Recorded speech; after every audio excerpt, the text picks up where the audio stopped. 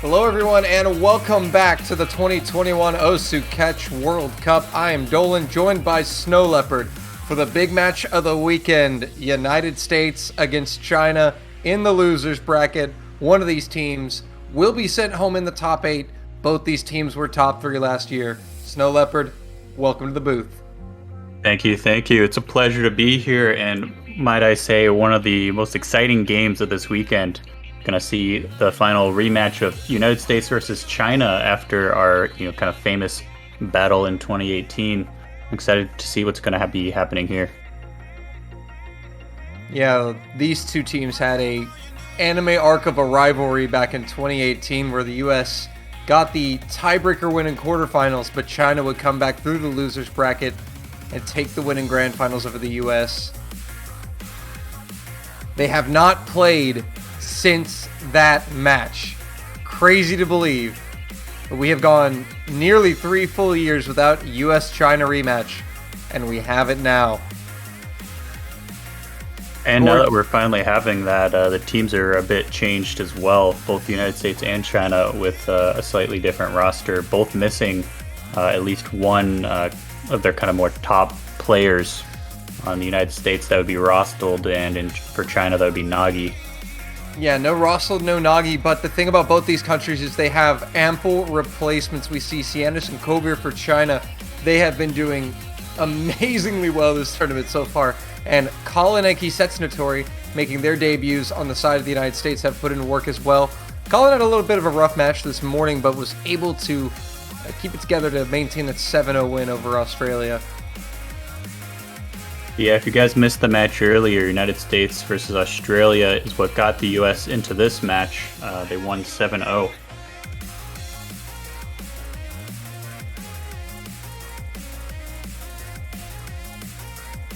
Definitely excited to see what these new players are going to do. Like you mentioned, they've been doing really good. And pretty much all the matches of China I've watched, Kovir and Sianis have almost been MVPs, honestly. We always have Dusk and Crystal in there holding it down, but those two new players are really showing up and a lot of times do get the top score for their team. And we also did see Dusk and Crystal struggling quite a bit in their win over Indonesia, and Sianis and Kovir definitely stepped up big there. So just waiting to get the lobby all set up. And we'll be getting right into this match as soon as we can. Chat, who do you think is going to win, United States or China? Let us know who you're cheering for in the chat. And if you haven't, and you're a fan of these two teams, and you want to buy a banner, check out the banners. $2.50 in the Osu store right now. Absolutely, you can't go wrong with a banner. And if you pick the right team that wins, you get to keep that banner for even longer. I forget the exact time frame, but for everybody else, You only get it to the end of the tournament, but if you pick the winner, get to keep that little kind of badge of honor. Shows that you picked the right team to support. Indeed. Here we go. The lobby is set up, so we're going to be getting right into the roles and the bans and the picks.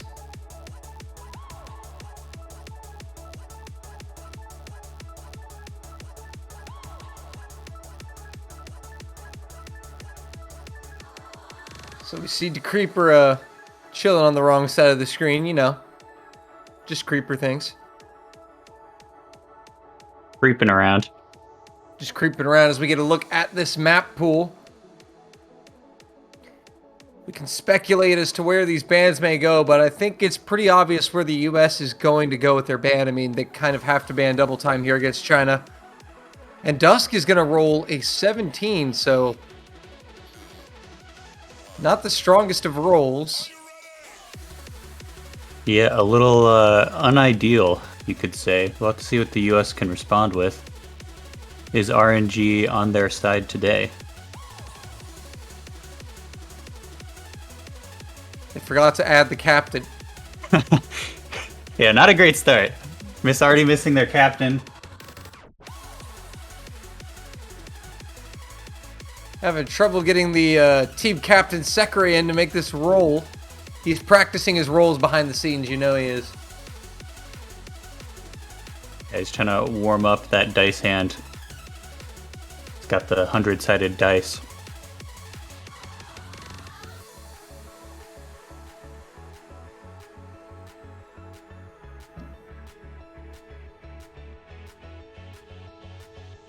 I honestly have no idea where China's going to go with this ban. I reckon, actually, they will ban Hard Rock, but Sekre coming in with a 91. That is a big roll. And China actually are going to ban Nomad 1. Okay, yeah, that's a pretty fair ban there. Like you said, I expect the US to ban double time, but yeah, for China, I wasn't exactly sure where they wanted to go, but... I figured it was going to be a Nomad or a Hard Rock. I just thought maybe Hard Rock. But Nomad 1 does make sense. The US opened with that last match and played quite well against Australia. So the US now, it's not a matter of which mod pool, it's a matter of, is it DT 1, 2, or 3?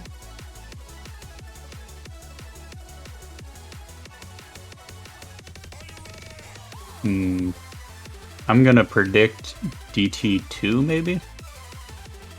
That was their ban against Australia. They did go for DT2.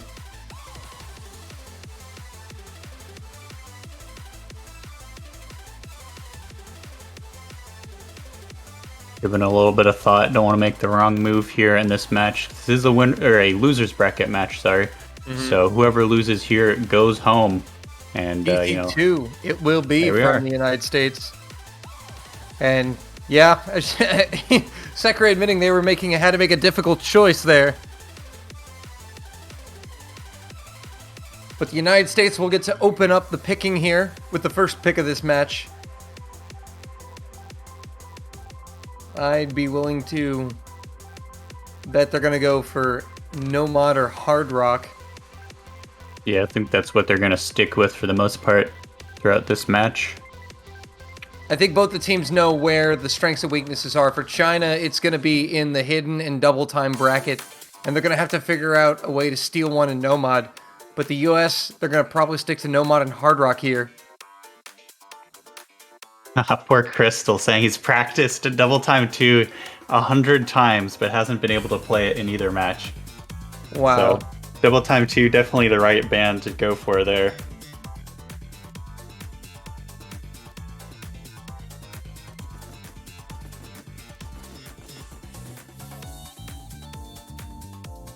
US still trying to figure out their first pick. 5.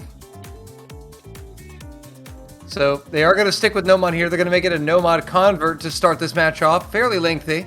We saw this played against Australia.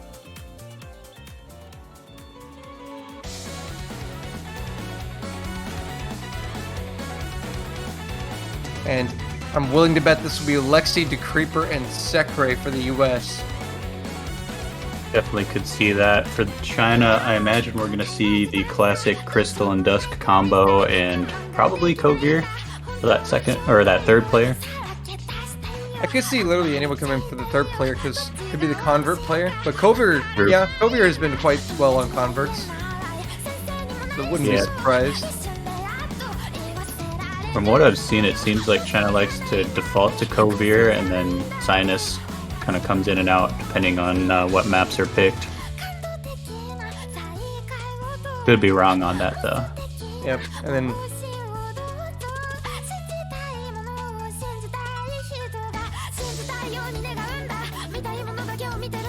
yep, Sekre coming in to fill that final slot, and looks like this is going to be it.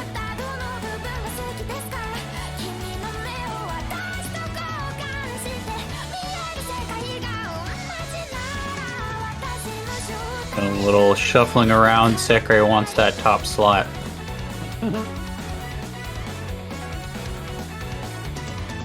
That just means every time he misses, we get to hear it with the hit sounds. So.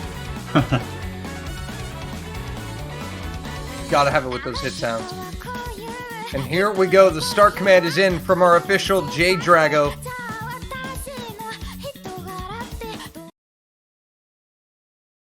The rematch, 3 years in the making, is about to get underway. We're going to be starting off with a nearly 4-minute long song. Should be a nice warm-up for everybody. Lexi missing the first 3. Oh, no. It was client lag for Lexi. Yep. So yeah. I was like, man, that was not a good start. Yeah, like, not a good start there, Lexi. Crystal does find an early miss, so it's slight advantage USA. And this is very interesting because these teams in 2018, they played each other on a quarterfinals pool, then they played each other on grand finals pool. So now semifinals somewhere in the middle. Yeah, a little unfortunate for both teams that they're meeting here in the losers bracket because, you know, you would expect both of these teams to make it to like top 3 or whatever, but one of them's got to lose out here. Sekre will find the first miss for the US. That is going to flip the lead over to China here, as Crystal's miss was well before that 200 combo mark very early. It's going to be a less than 1 miss lead here for China as Sekre rebuilds.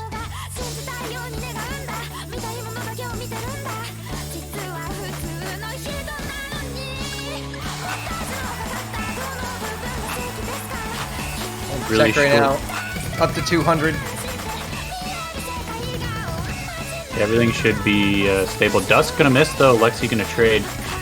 Yeah, Dusk and Lexi will go for the trade there. So China will maintain that lead.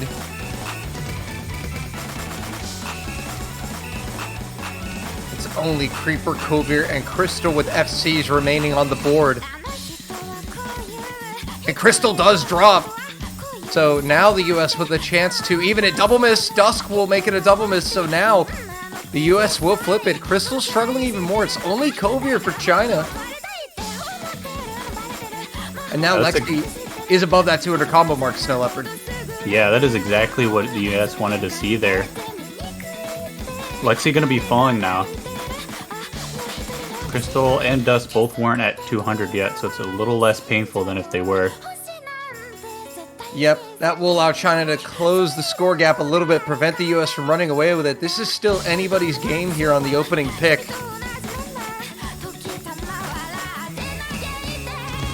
Into the final third of the map now. Very small lead for the United States. Kovir does drop right as Lexi gets to 200 combo. That is massive. US gonna be running away with it again, although the Creeper finally gonna fall. Yeah, Kovir does also miss, so he'll trade it. Lexi does go down, and now China with a chance, but Crystal goes down. It's only Dusk. Sekre is down now. Dusk with the only combo. He's got a chance to flip it. Yeah, there's still a quarter of the map left. That is enough to swap things over. And oh, look at these misses from the US in the slow section. Creeper and Lexi. And there we have it. It's flipped over. Dusk held it down for China. Yeah, Dusk able to hold it down when they needed it. US falling apart at the end. Kovir does go down though, so now the US still with a little life. It's still anyone's game. Final sections of the map coming up here.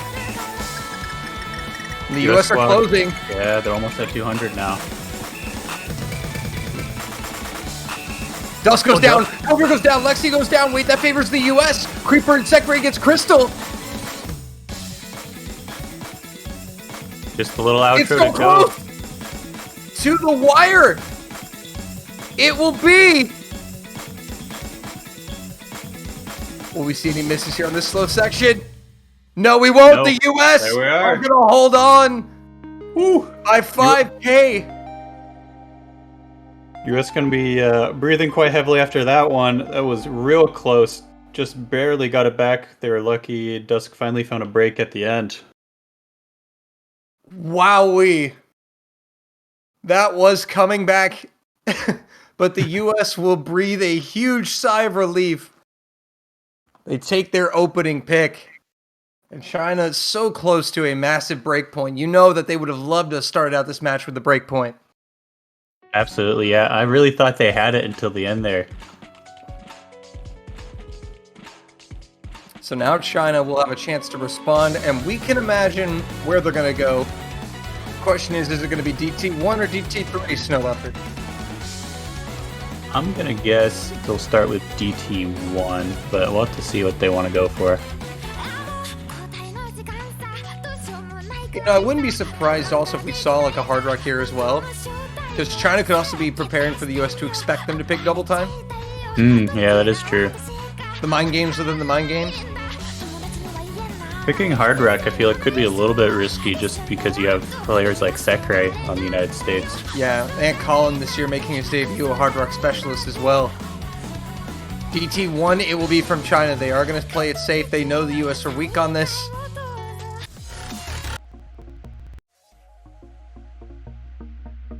But I have to say, I think DT2 is definitely the hardest DT1 in the pool. Yeah, definitely. I feel like a lot of people who have played it have struggled on it, and a lot of people have banned it. Let me check the stats here real quick for how often it has been banned. It has been banned a total of 6 times this weekend, I think. Oh, wait, no, sorry. It's been banned 3 times, picked 3 times. Although this ban on this match will make that 4 bans total. So that would be, yeah, the most banned map of the pool. Second highest with 2 bans. So it'll be Sekre, Lexi, and DeCreeper still. We do see Cianis coming in for Kovir, the only substitution for China.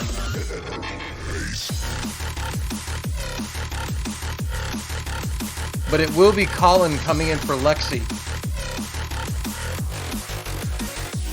And, man, if I remember correctly, this is the map that Colin went wild on against Australia. Yeah, this is that map. I'm gonna have to rewatch that VOD. It was early in the morning. Didn't quite get up in time for it, but yeah, I heard it was quite a match. He had like 500 combo on this. That's like insane. Colin popped off. Yeah, not too surprising that the Hard Rock player would also be good at double time. Those 2 mods kind of go hand in hand sometimes. Yeah, Colin is more of a Hard Rock DT specialist kind of guy. I'd say he's definitely more solid on Hard Rock, but he's very speedy. Creeper also pretty good at double time as well. We actually saw in chat earlier he wanted to play double time too. Wait, it's Lexi. Hold up. Wait a minute. Wait a minute. Sekre's the one that subbed out for Colin. Wait a minute. The US always have some big brain strats going on, but I was not ready for this. I was not either. I know Lexi has been training on some strange mods, but when Lexi was training strange mods, I thought it was like flashlight, stuff like that. But no, apparently Lexi has been secretly practicing the DT pool. I'm suddenly terrified. Yeah, So here we go on China's opening double time 1 pick for the US. It'll be Colin, Lexi, and DeCreeper against Cianis, Dusk, and Crystal. Again, I think the man to watch in this one, top of your screen, Colin. He did very good on this against Australia this morning. We'll see if he can replicate that run. It's interesting to see Lexi not taking hidden.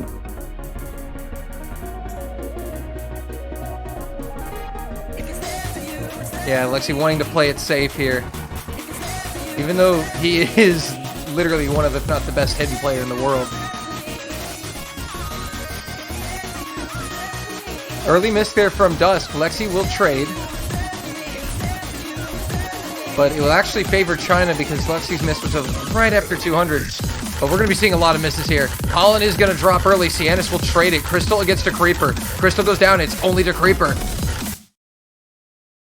Lexi getting back up to that 200 combo mark as we do get some client lag here. Halfway through, but it is the US pulling ahead here with the Creeper. Yeah, that miss from Crystal and Sinus going to give US the lead here. This would be a huge break point on double time. Colin goes down. Final third of the map. Creeper goes down. Double miss from the US. China going to come back into it here. Crystal is building up to 200. Lexi goes down, completing the triple miss. Cianis is down now. Dusk and Crystal are looking to flip it. The US, they're not gonna get it. But, oh, down goes Dusk and Cianis. Wait a minute. At the end. And the US hold on. The US hold. They pull it off. They got it. The US take a break point on double time with Lexi. What have we witnessed?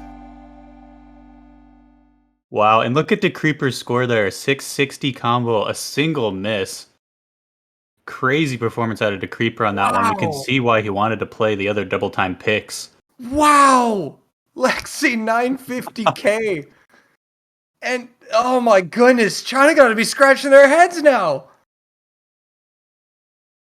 That Lexi. is, yeah, if I was China, I'd be scared now to pick double time 3.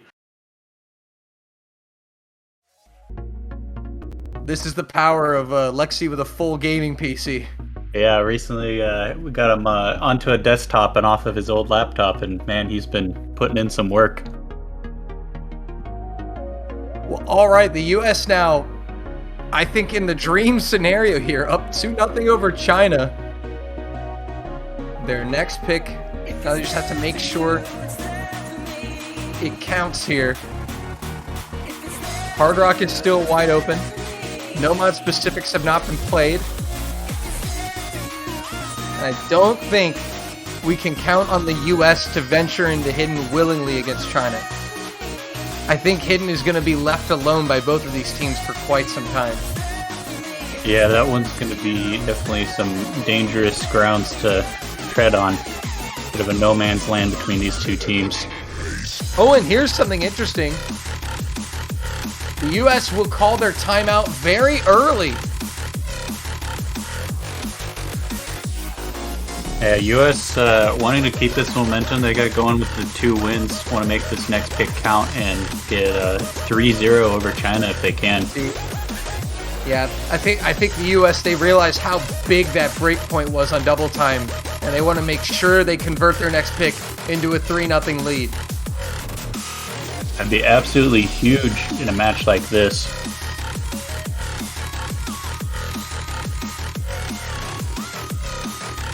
Yeah, most teams, you see most of the time teams will save their timeout towards the later half of a match, but I think if you understand this match specifically in these two teams and how important that point was, this timeout is completely justifiable. Absolutely, yeah, this is kind of that pivotal moment. If they can convert this to a 3-0, then they're well set for the win. And if not, then, it'll kind of bring things back down.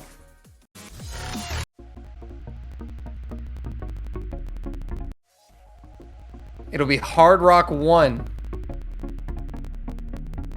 So the US going to stay away from Hidden. And I think what they want to do is force China to pick Hidden. I think they just left Hidden open on purpose. I could see that. Of course, because, even for China, they're like, picking into Hidden, you're picking into Lexi. Yeah. And Sekre. Yeah, it is definitely always scary to pick in Alexi, no matter what. Apparently, the And man then that can do it all. they also got that guy named Zach. Yeah. Yeah, Zach is like the hidden secret weapon for all those weird maps that just a normal hidden player would struggle on.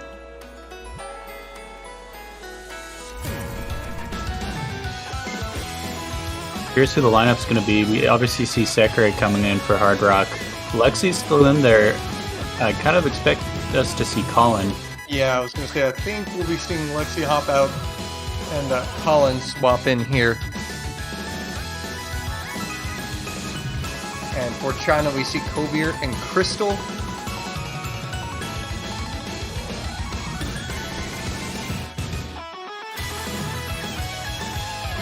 Likely that we're going to see Dusk coming in for China as well.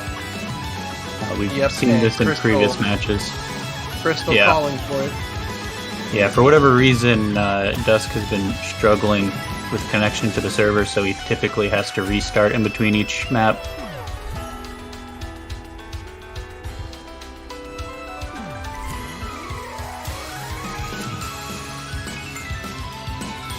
And there is Dusk.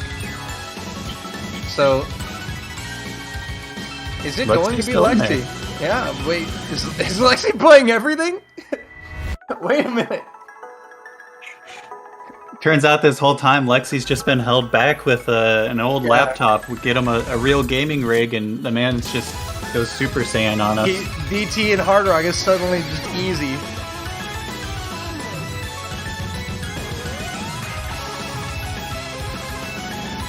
We've unleashed a monster.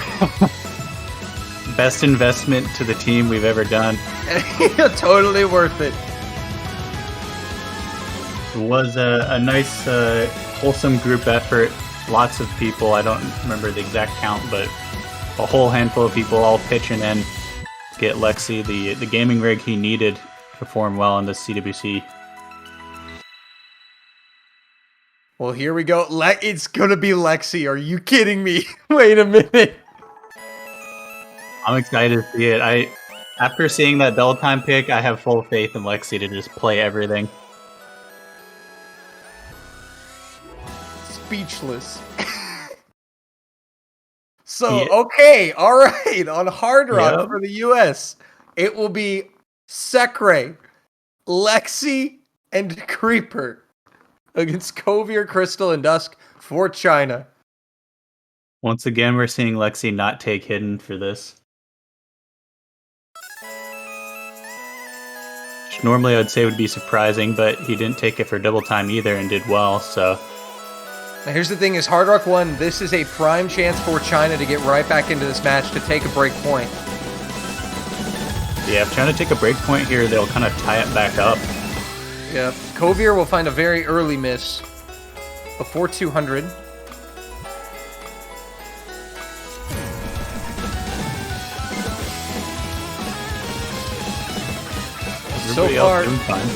So far, still good for everyone else. Everyone else is holding a double S. Kovir finds yet another miss, and he's down to 96% accuracy. Really struggling here. No one else seeming to find any issues yet. US running away here in the first third of the map. Still a long way to go, though.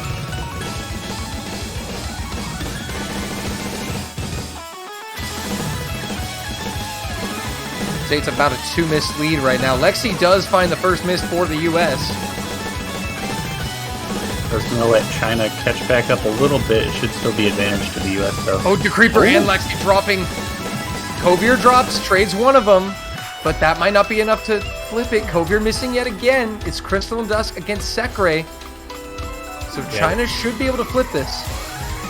That extra miss from Kovir might keep the US in, but that miss from Creeper is going to make it flip straight away.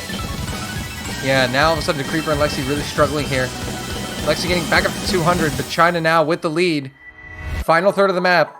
And now the break is there, and they all know. Pretty much what we saw at the last map, right down to the wire, US pulling it back in the end. Can they do it again? Yeah, US are going to have to steal this one at the end. They're at the mercy of China, though. Crystal and Dusk have been performing absolutely stellar, though. Kovir does drop and provide the miss. US will flip it. Can they hold? Dust goes down. Double miss from China. It's only Crystal against Sekre. But Lexi and Creeper are there with the combos. Creeper will go down. So that's going to give China a chance. Lexi goes down. Well. Dust trades it. China's going to flip it. It looks like they got it down to a spin battle. The US! Hold on! Are you kidding me? How about that? 1,200 points. Even thinner margin this time on US's pick, but they do pull it out just barely at the end with that spinner. The spin from the US. Wow. We see Sekre getting the FC and Crystal with the SS for that map. Both players doing very well. All four other players struggling a little bit. 787 points. That was literally 2 or 3 bananas difference. Yeah, you could see all 6 players spitting for their lives at the end, and it was well worth it because they needed every banana they could get. Poor Lexi. His heart can't handle it. 3-0 United States, and now China really need to get something going here on their second pick.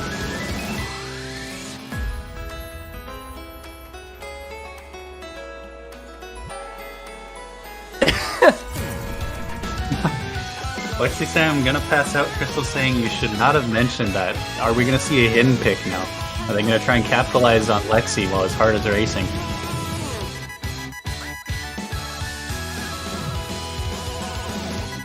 So both of the picks from the US have been insanely close, but have gone their way in the end.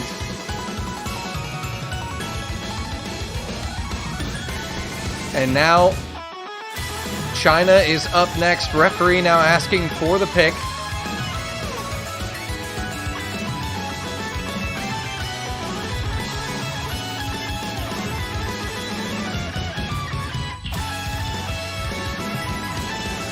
And now where does China go here? At DT3 or HD? HD1.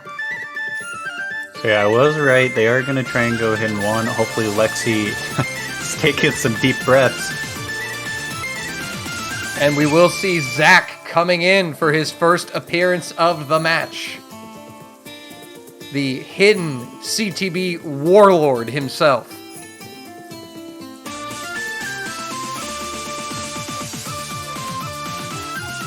Zach Alexian would not be surprised to see Sekre here.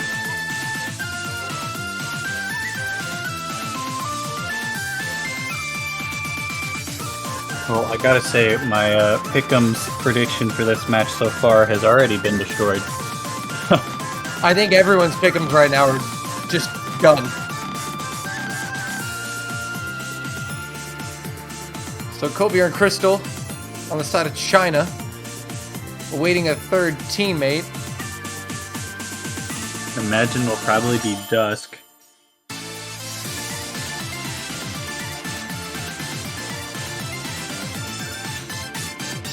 Always hyped to see Zach come in for these big moments in World Cups. He's been in literally this is his 9th catch World Cup. Yeah, truly a veteran if anyone is. Always coming in for these kind of strange hidden picks. Although this one's a little more standard. It's AR9, CS 4.2. We see in chat, happy birthday, Nagi. I do believe it is Nagi's birthday today. Unfortunately, not on the China squad this year, but shoutouts to him. Yeah, happy birthday, Nagi. And China's still looking for a third as they transfer Dusk back into the lobby.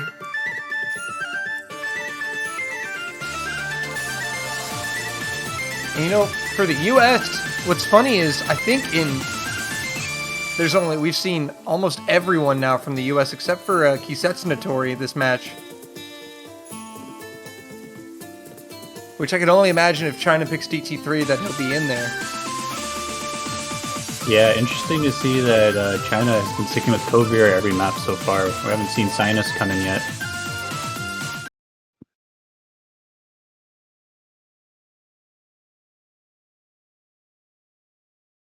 Here we go on to Hidden One. China's second pick. They're still looking for their first point of the match. Sekre, Lexi, and Zach for the US against Kovir, Crystal, and Dusk. Yeah, China really want this point here. Otherwise, that's just going to be really not good for them. Oh, everyone is down except Dusk at the start. So advantage China here. But again, those 5 misses were very early. Oh, Zach does go down. Sekre as well. Oh, the US really struggling on this one here. China now starting to build some combos, and China looking really good here. Yeah, Dusk still with the SS. Actually, as I say that, he misses a droplet, but it doesn't matter because the US has a double miss. And Dusk will give up the FC. Crystal and Kovir are still carrying along. Crystal goes down. Only Kovir now for China, but China's built up a massive score lead. Nearly 300k.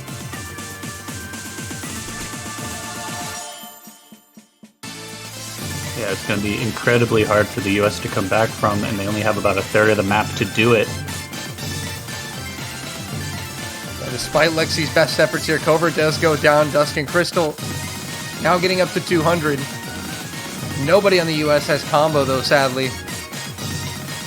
Yeah, the US keeps getting up to about 100 combo or so and then finding a break.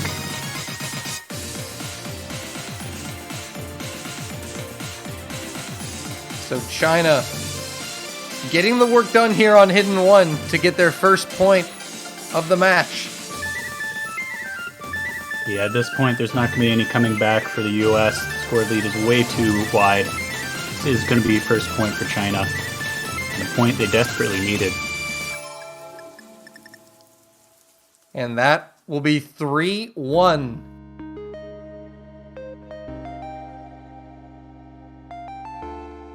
So China getting their first point on the board there. MVP was Kovir, 905,000 points from him. Top scorer of the lobby. Yeah, we see he actually had 2 more misses than Dusk, but spaced out in between those misses, he had a much higher max combo.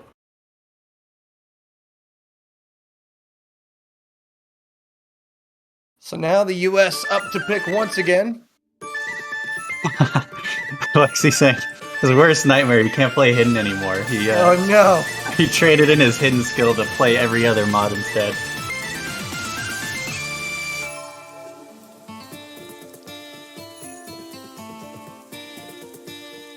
The fruit god giveth, the fruit god taketh.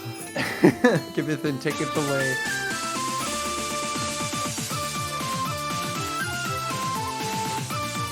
So again, for the US, I can only imagine this is going to either be a Hard Rock 2 or 3 or a no mod.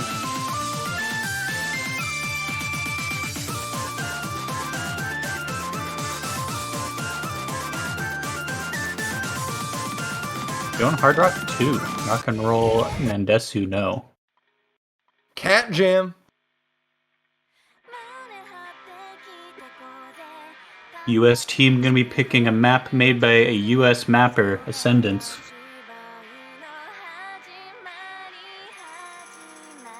Difficulty, today is a beautiful day, and indeed it will be if the US can get their 4th point here. Yeah, they're really looking to put the pedal to the metal here and just maintain this advantage. So for Hard Rock 2, it will be Colin stepping in for Lexi. Kovir will await some teammates.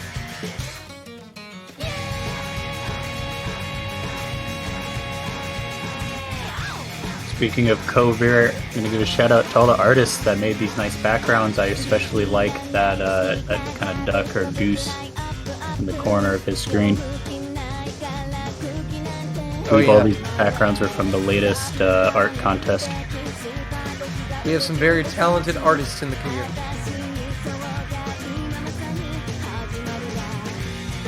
And once again, Dusk being dragged in. We do get him in a little bit earlier this time, though, so that's been good. It seems like his connection has been a little more stable. Yeah, China haven't had to use their timeout yet. So now we got Dusk. Got to see who that third player is going to be. I would expect it to be Crystal. However, I also would have expected Crystal to have not left the lobby if he wanted to stay in. Will we see Sinus finally coming in? You can see Sinus, Hitakami or Kagamine Rin. Yeah, we have seen Kikami playing this weekend and in previous matches and has done really well. I don't think we've seen Kagami this weekend though.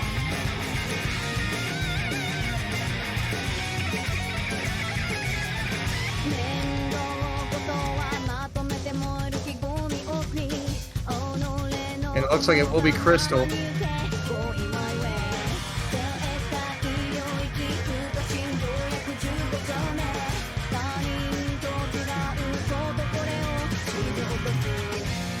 Deanna's coming in right now immediately. I guess Crystal now is having problems connecting. Could be, yeah. It looks like Sinus gonna be coming in just in case. You have to wonder if they are going to call the timeout. Nope, Crystal is able to get in. So all is good there. US is going to be sticking with Sekarade, Colin, and the Creeper.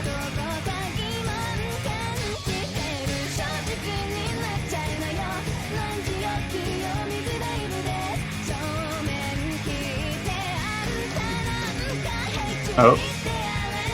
Dusk, Oh no, Dusk is...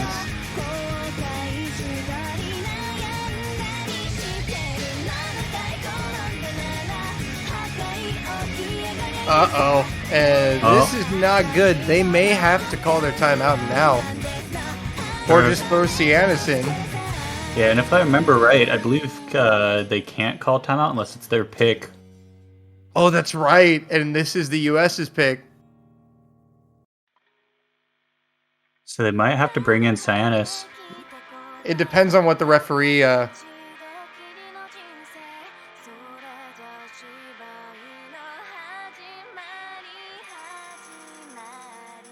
I'm sure we'll figure out something soon here.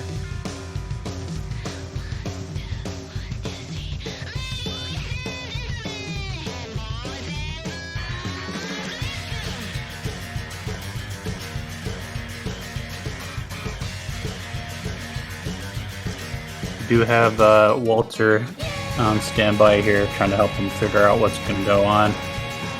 We do see Dusk coming back.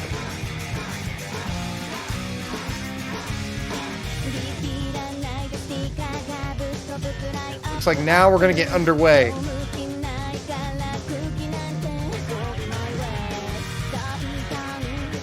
So Sekarade, Colin de Creeper against Kovir, Dusk, and Crystal on Hard Rock 2.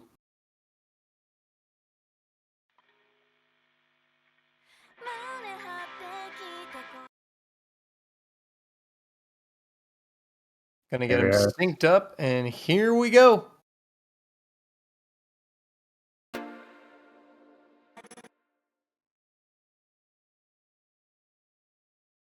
Yeah, it definitely seems like Bancho a little slow right now.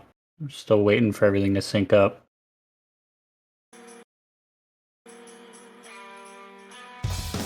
We do have it though. Here we are. Sometimes it takes a minute, but we got there. Creeper and Kovir are gonna trade misses at the beginning there.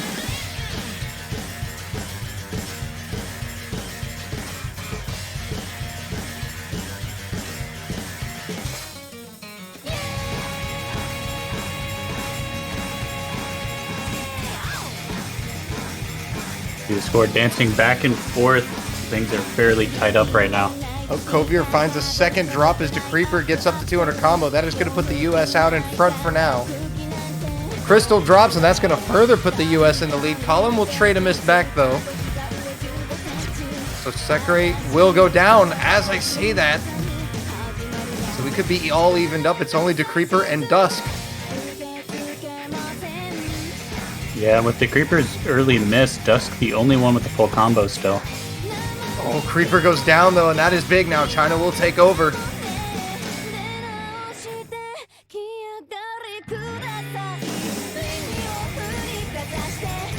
So China now with the lead, nearing the halfway mark. Dusk, the lone FC, the lone SS at that. He's got Crystal and Kovier now above 200 combo. Colin does go down. And Creeper goes down right before he's going to reach 200 combo. And now China are really going to do some damage. Yeah, US struggling Oh, a big bit miss here. for Crystal. Traded by a double miss from the US, though, and then Creeper missing again. Yeah, Dusk is holding strong with Kovier. And unfortunately, Sekre does not have any help. And is over 100k. Yeah, Sekre trying his best here, but Colin and the Creeper struggling. Big advantage to China so far, about a third of the map left.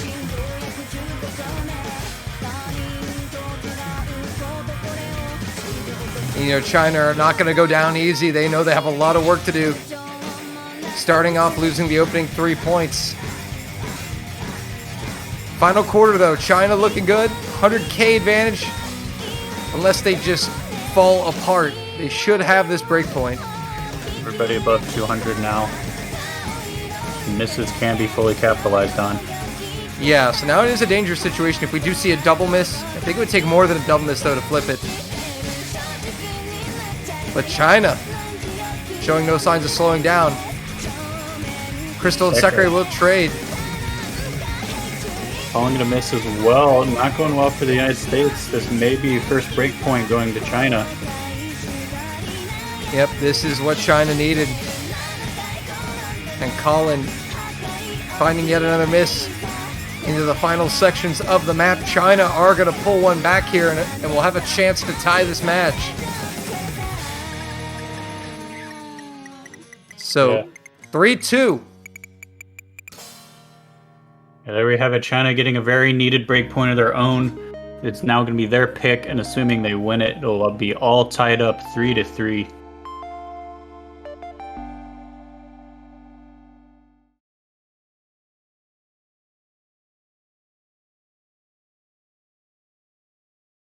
China definitely happy they could get Dusk in there. Yeah, hopefully, though, Dusk won't have any more connection issues because I don't know how many times the referee's gonna like having to yell at one team. But unfortunately for Dusk, he's just been having connection issues this whole weekend. But good to see him get in there, and he gets the job done for China. But now China gonna eye up the map pool. And you have to wonder, do they go Hard Rock 3? Do they go Double Time 3? Or do they stick with Hidden?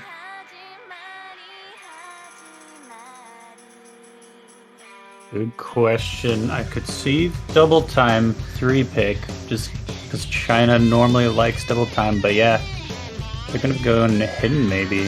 Kovier saying Hidden, but Hidden 3.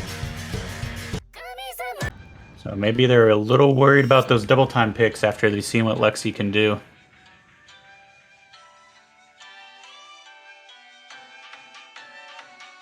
Yeah, maybe not feeling as confident in Double Time anymore. Yeah, and with Lexi mentioning earlier that he's been struggling on Hidden with his kind of new setup, kind of might be flipping from Double Time preference to Hidden preference for this match. Gonna capitalize on that. So it'll be Sekre, Zach, and Lexi for the US. Kovier and Dusk are gonna wait on a teammate.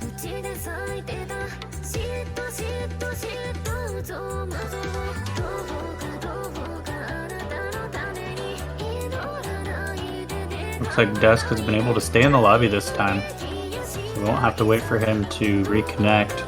We're gonna have Crystal coming in as well.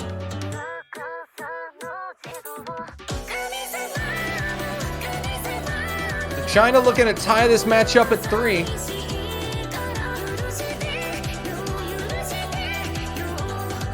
Seeing a fun fact in chat that China apparently has a 3 full combo in practice on this map. Yeah, Crystal posted on Twitter because they had a 3-way FC in practice and then lost on it to Indonesia. And it would, like, the scores were much worse. Yeah, I remember them losing that in the match. I didn't see that Twitter tweet yet. Yeah, it said how it went in practice versus how it went for real. That is unfortunate, but it sometimes does happen. You see players getting their best score ever or their worst score ever during the match. Here we go. So low AR hidden. This should be more in Zach's wheelhouse than the previous hidden map. But we know China are definitely capable on this. Crystal and Sekre trading early misses. Zach will find yet another miss here for the US. So it'll be the second drop.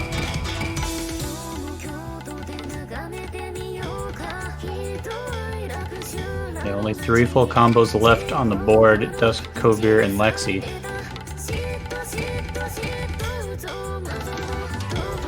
Yeah, so that's going to favor China as the map progresses.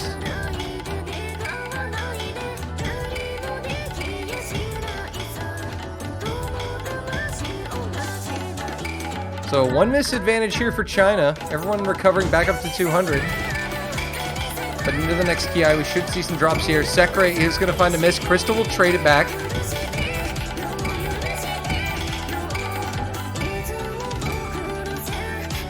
Cornell's doing well so far. Getting to a little bit of a break section here. See about a 40,000 lead for China. Very close. That's just about a miss. Oh, Sekre and Lexi. That is going to really hurt the US here at the halfway mark. Yeah, we really need Zach to hold on here. And they need to see a drop from Kovir or Dusk soon, because Crystal's about to be at 200. And now China's really doing some damage on the scoreline. Crystal does drop. Lexi and Zach, though, traded. Double miss from the US once again. And the US are just not in a position to capitalize. Yeah, we see Dusk and Kovir both with the double S still. Meanwhile, Lexi and Sekre are dropping. Yeah, Kovir and Dusk double miss right before the break, though. Ooh. Still about a third of the map left. I don't think the US have a ton of combo right now. No, but that double miss is going to at least stop China from running away with it any further. But the US are going to need to basically triple FC the rest of this map and hope China find more misses. Yeah, pretty much at this point. Pretty massive score difference. Because they only have about 160 combo advantage. Oh, Zach goes down in that. Lexi trading it. Yeah, that is going to do it. And Sekre. So China will respond with 3 points of their own to tie this match up at 3-all. Yeah, US struggling a little bit on this one. This is the type of pick where I'd expect Lexi and especially Zach to be doing well. I do know, obviously we saw Lexi earlier saying he was struggling with hidden a bit, and Zach saying that he was really nervous and hasn't been playing as well.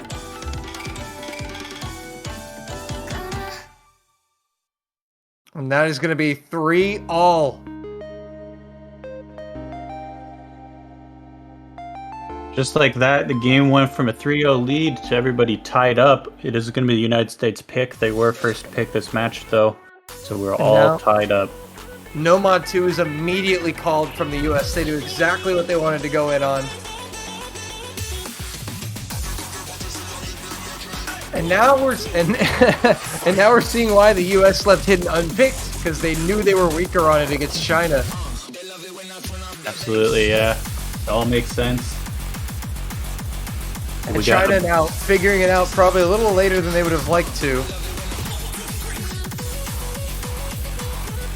Yeah, luckily for them, it has converted into them getting some of those points back that they lost early. So we get into a banger of a song with Nomad 2.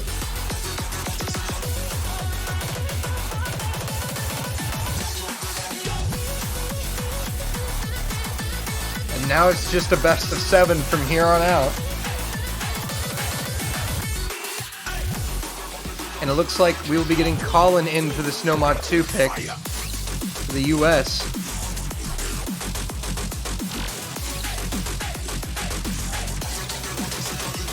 Question is Colin going to be coming in for Sekre, or is he going to be coming in for Lexi?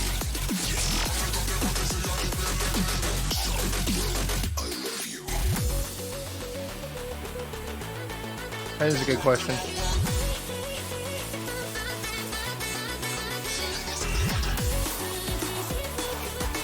And Kovier and Crystal still waiting on a third teammate. Colin now in. He's going to figure out who he's going to sub for.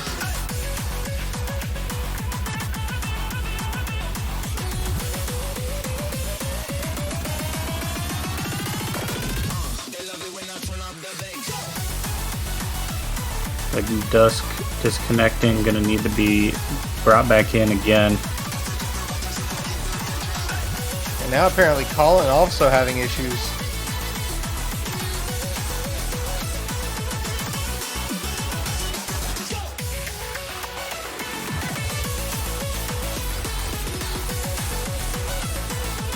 One needs to go give Bancho a snack and ask him if he's doing alright. Yeah, for real.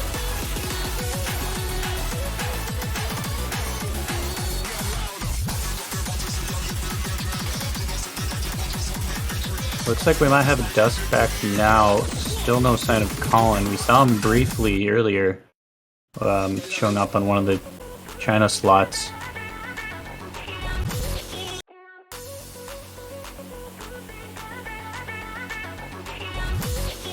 Wait a minute. Yeah, wait, where's Colin? Why are... Seeing good lucks in chat. The United States may have decided to just go with Sekre instead of Colin. And they may have just decided to go without him. You have to wonder if that's going to mess up their strategy here. Yeah, no, it looks like they will not be going with Colin, so it's going to be Sekre, Lexi, and DeCreeper.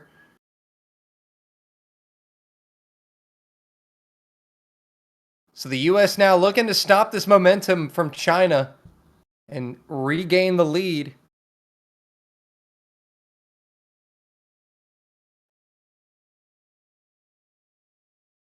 As we get them synced up and ready to go. There we are.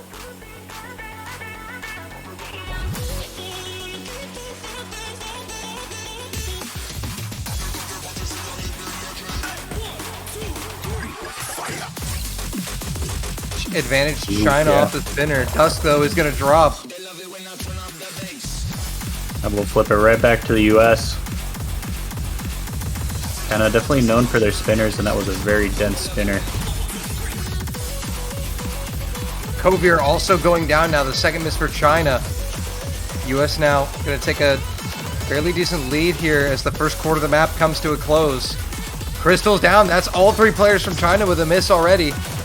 To the Trip FCs from the US. Yeah, US definitely looking very confident on this one. Kovier's down again. Dust the only combo over 200 for China. The US now really building up some score. First third of the map is already gone. Sekre and Lexi double miss. The Creeper holds. Crystal and Kovier, though, are going to trade those misses back. That's Dust versus the Creeper.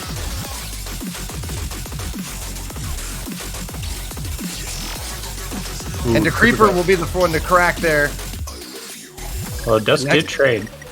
Yeah, but so did Lexi. Lexi found several misses there. Some of those quick wiggles are very brutal, especially with no mod. However, fortunately, Crystal and Dusk also traded, and Sekre was there to negate Kovier. So just over halfway, coming up to the final third now. US still with a big lead, but not the combo advantage anymore. Yeah, China now is starting to build up their combos. They're looking to make a solid run here in the last half to try to steal this. The Creeper going down. These misses from the US are not helping. Crystal is going to trade it back, though.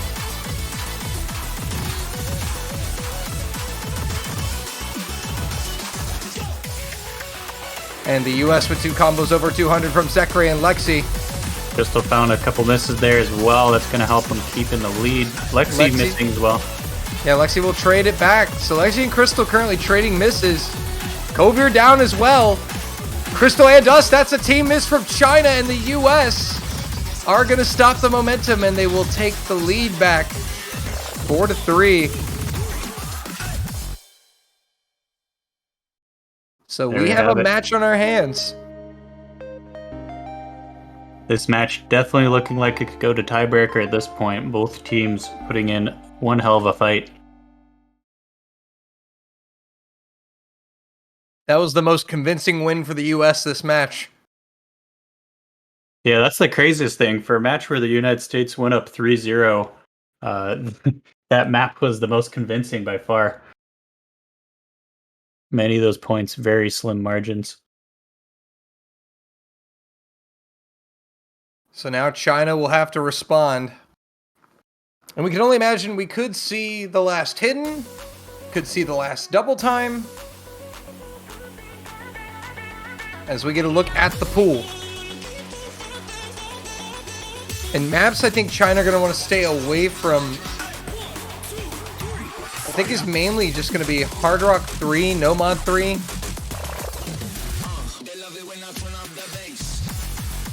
Yeah, and possibly the double time, but it's still hard to tell. Yeah, the only safe picks here, the safest pick here I feel is Hidden 2. I feel like China just have to pick that. Yeah, I definitely expect them to be picking that. Could maybe see them picking Nomad 6. Yep. And it's going to be Hidden 2. Yep. Not really a surprise here. They're going to go ahead and finish off the hidden pool. So far, the other two maps have worked for them.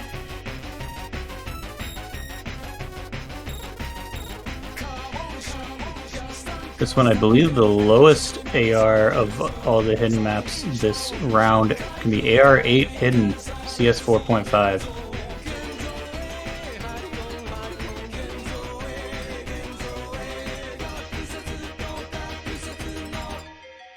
And I think we'll see Zach coming in to replace Colin.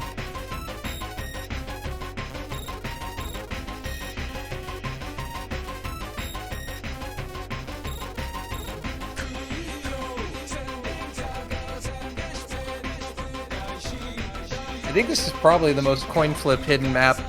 This map is not fun for those that do not like low AR hidden. Yeah, even those who are good at hidden, low AR is an entirely different beast. However, this is something that we would see Zach normally excelling on Lexi as well. I expect a bit of struggle from Sakurai most likely, but we'll have to see how it goes. Yeah, I think this is probably the Zach map of the pool here. AR8, this is exactly how he likes it. Hopefully those first two maps he played has helped him calm his nerves a little bit. He can get a good run on this one.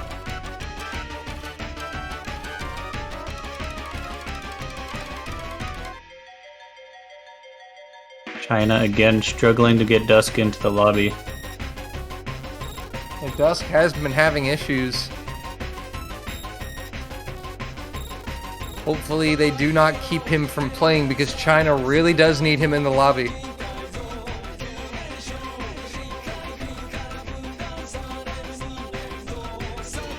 Uh-oh. Hopefully he's just restarting game. And yep, the referee Dusk makes it in last second! Yeah, right as the ref puts the hammer down.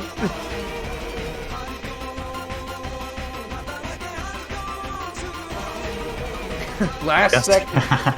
Dusk trying his hardest. Cutting it close there, bud. He does get in time, so we're going to get to see him.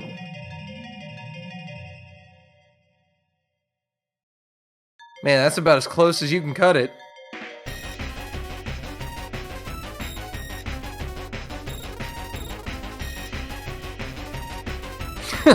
Sakurai too busy chatting it up in Discord to hit the ready button, but we do have him readied up now. So we're going to get underway. Round 8, Hidden 2. The last hidden map of the match.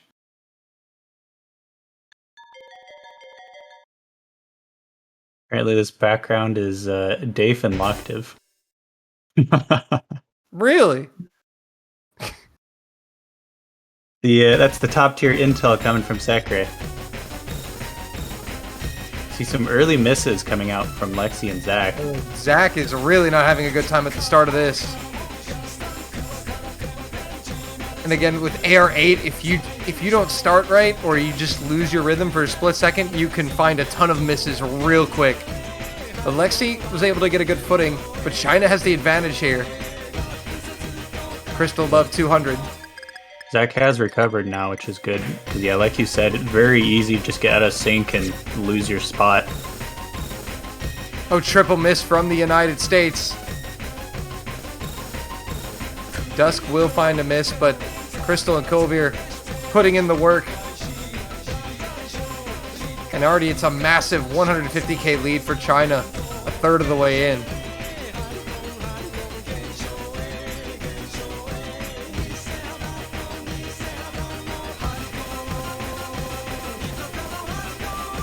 Kovir will find.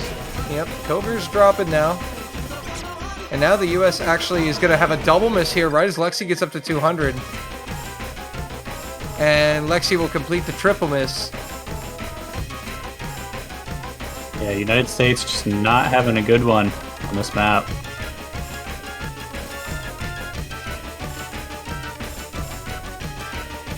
Dusk will fall.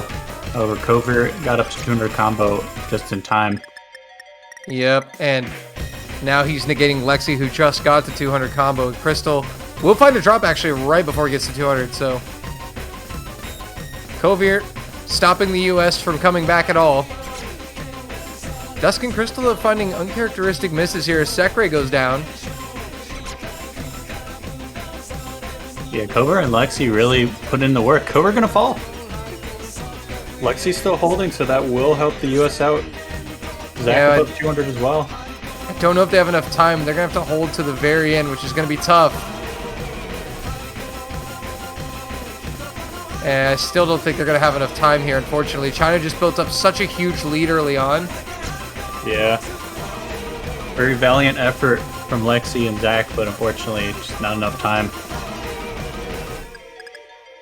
And that is going to be the 4th point for China. We're tied at 4.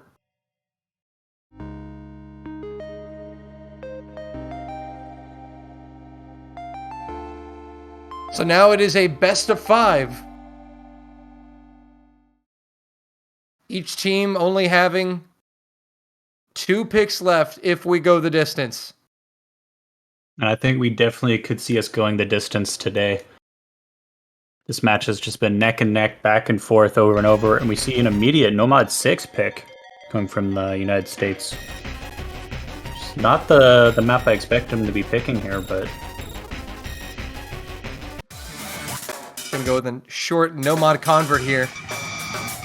Chaos Eater. I think I specifically remember Sekre saying that this map made him feel scared to play it, and that the audio was fitting of that.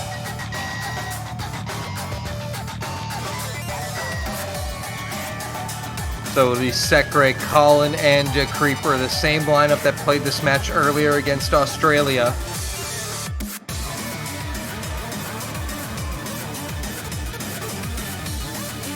I'm sure both of these teams would love to avoid a tiebreaker, but we'll see what the CWC scriptwriters have to say about it. Yeah, I definitely could see that being put into the script. Who could say no to a tiebreaker on the great rematch of the United States versus China for the first time since 2018? An epic battle for the history books, for sure.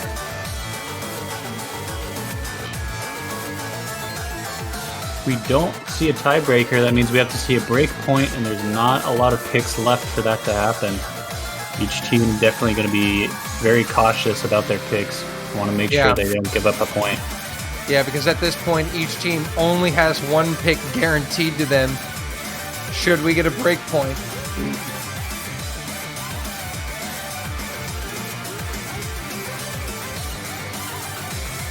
Looks like they're going to try to switch Dusk in, but yeah, the referees have made it clear they will not wait forever, so we'll hopefully get him in the lobby. Yeah, we have Walter coming in and back up to try and help keep Dusk in the lobby and doing all the switching as quick as possible.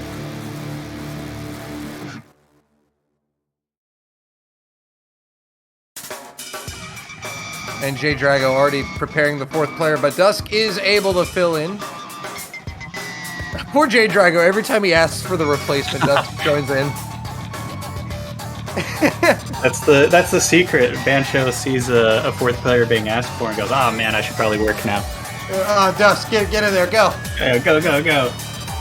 I'm gonna get yelled at by Peppy if I don't get you in here. Yeah.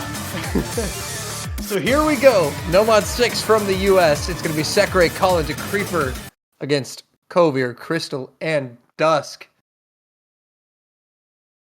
The China players have been playing quite a lot. We haven't seen a ton of substitutions. Just Sienna's coming in occasionally. And Creeper going to get a head start on us all. Creeper couldn't wait for the rest of the class. He was too excited. You always have that one kid that eats while everyone's saying the prayer. And here we go. We've got him synced up. Crystal is going to find a early miss at the 100 combo mark. Was traded by the Creeper though. Yep. And the Creeper finding a second miss is going to put the lead in China's hands. First quarter of the map is over with. We're now past the 200 combo mark, so these misses now are going to be punished. Over did find a miss there. Yep. And now the Creeper recovering, so the US will flip it. Getting to the halfway mark. The Creeper now just getting to that 200 combo mark.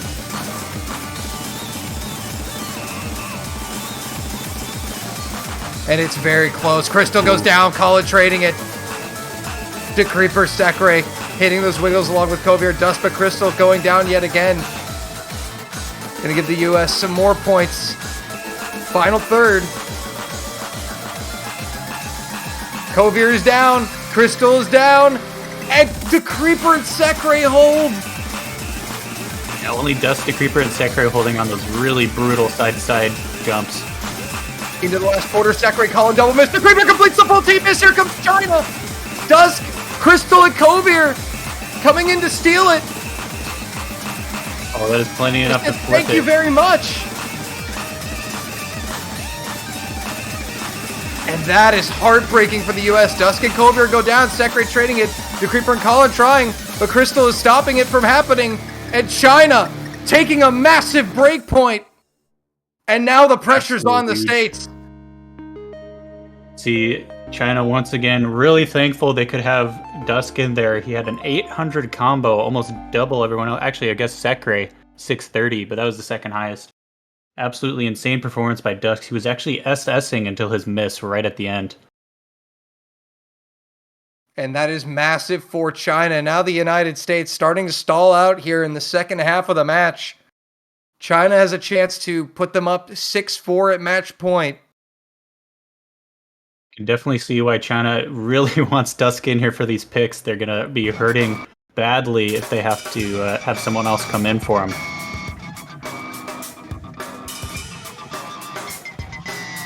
And now China going to probably be eyeing up potentially DT3 here maybe.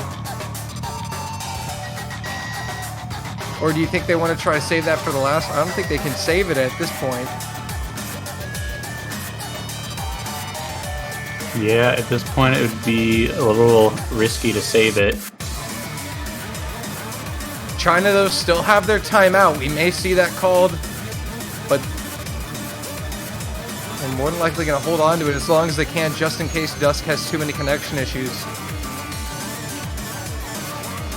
Yeah, that could be part of the reason why they are waiting on their pick as well. As soon as they pick the map, the timer resets to the second one. Hard Rock 3. So it's not going to be double time. It's going to be HR 3.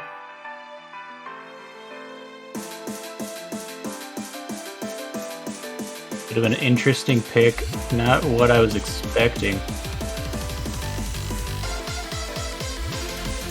You see Colin in the lobby. Colin and Crystal, the lone survivors.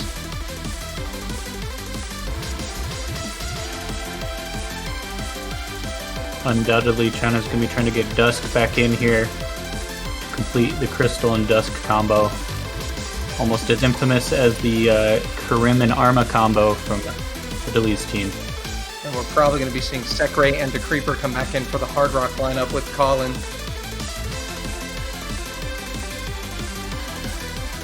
You see Kovir coming in, Crystal stepping out, hopefully not having connection issues.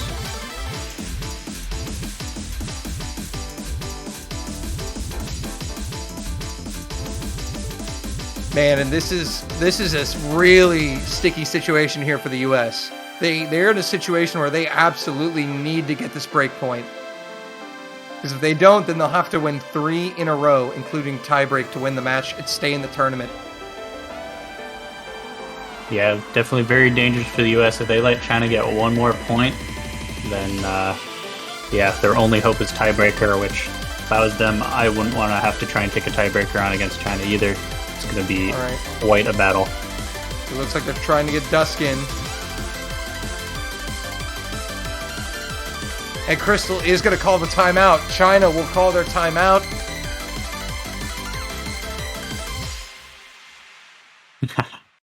Crystal putting it best. Dusk is having Dusk issues. I mean, that's a perfect reason to use the timeout. It's a great use, and they definitely do need him. But the problem is oh man, if this match should go to TB and he's still having connection issues, that's going to be tricky. Yeah. Because, that would be absolutely heartbreaking for China if they had to play TB without Dusk.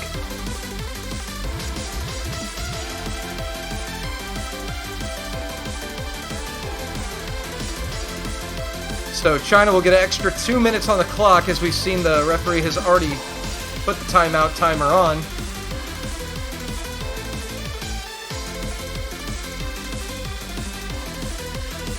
When did they get penalized? Well, they have called a timeout, so this is not a penalty. They will be penalized if they go over this timer. Yeah. Penalty for that will.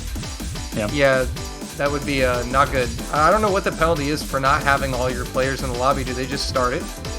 I believe we would request them to put someone else in instead of Dusk, and they would be forced to pick someone else. Yeah, so then they would just, okay. It looks like even the United States is having issues as well. We only have Sekre in here, Crystal making it back.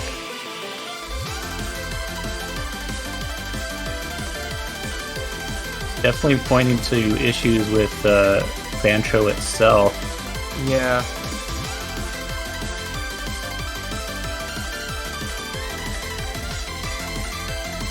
So, US has their roster in, and still no sign of Dusk, and Walter stating that they have 30 seconds.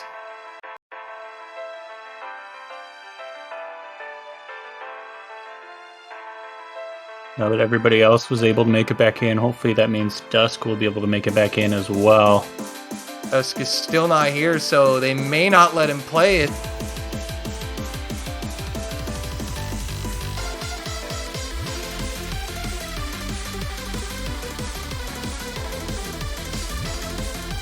Yep, and it'll be Kitakami coming in to fill. So no Dusk for this one for China.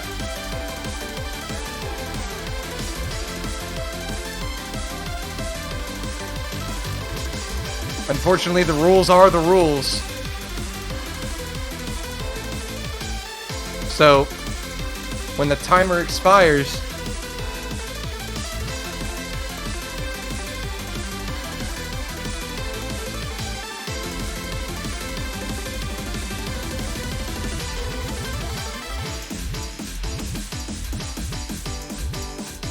and wait, Dusk is in. Oh.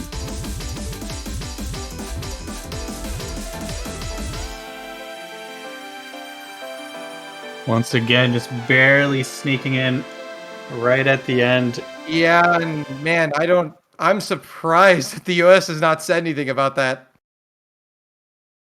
But looks like that's going to be allowed. Sekre calling to Creeper, Dusk, Crystal, and Kovir for China.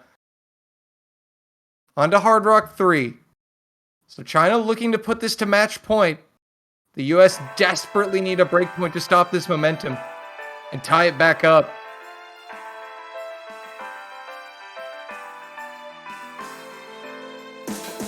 Also, why is there no Hard Rock logo on Dusk's screen? I'm assuming that's just a Bancho issue? Yeah, that has to be a Bancho issue because the notes look the same. It could just be a little panic button clickaroo, and yeah, okay, there we are. Yeah. I was going to say, that's strange. Honestly, that would be worse because you'd be missing out on the score bonus. So China has the lead right now. It looks like there's a miss from Colin. De Creeper also going to drop. And triple FCs from China, 2 misses from the US. Halfway through, China looking really good on this one.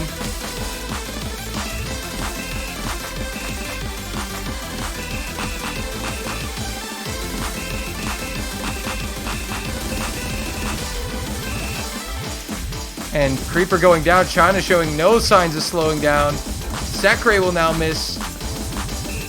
And Dusk and Kovir. Kovir will drop. It's only Dusk. Colin is negating him with his combo. But the US need to start pulling something back here in the final third if they want to have a shot at overturning this. Yeah, this was China's pick, but unfortunately the United States, after losing that last break point, really need this point. Dusk SSing, not going to let that happen. Colin goes down. Creeper also down. Double miss USA, and that may seal it. Crystal's going to trade one of them back. But Sakurai going down will complete the team miss. Dusk will miss. So only Kovir, but China have done enough, it looks like. No combos on anyone at the end, and China will now go up 6-4 match point. Yeah, that and is. The US are facing elimination from the World Cup unless they can win the next 3 in a row. Yeah, it's definitely not a great feeling for the United States now, as China guarantees that they will either win or bring it to tiebreaker. So, United States have a big battle ahead of them.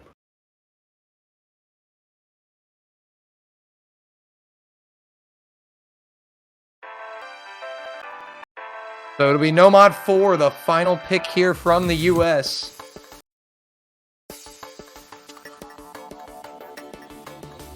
So it sounds like they definitely knew what they wanted to pick. They aren't going to be opting for that double time 3 pick. I think both teams feeling really uncertain who would win. United States thinking Nomad 4 is a bit safer. I bet the US are banking on China to pick that, though. It could be, yeah. Dusk able to stay in the lobby this time. That is great news for China.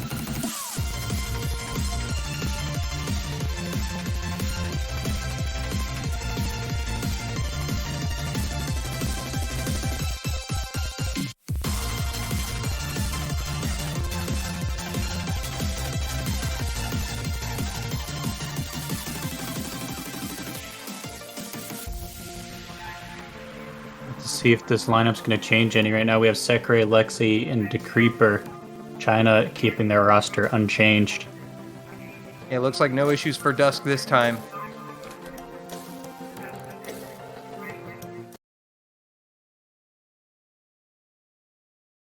So here we go. The US cannot afford to lose any more maps, or it's over. China looking to advance to finals week to face the Philippines.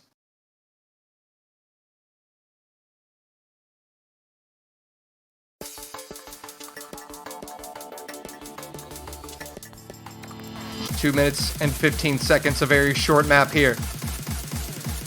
Very short map that could come to a very short ending of the match if China can take this point. Kovir early miss is going to put it into the US's advantage here, but it's just before 200, about 150 combo that miss.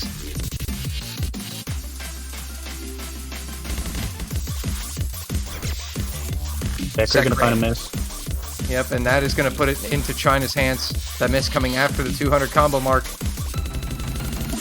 Kovir wasn't quite at 200 yet, but I believe he was higher than when he missed. So it's still very close, but China lead it. 2/3 of the map left to go.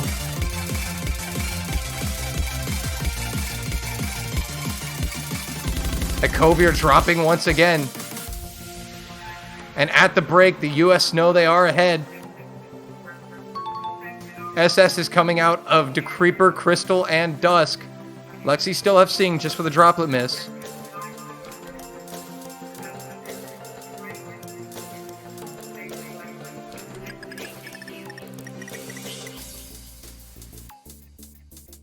final third of the map.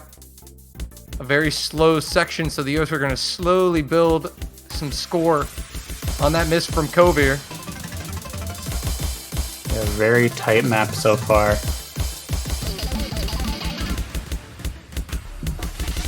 And the US fully able to capitalize on that miss from Kovir.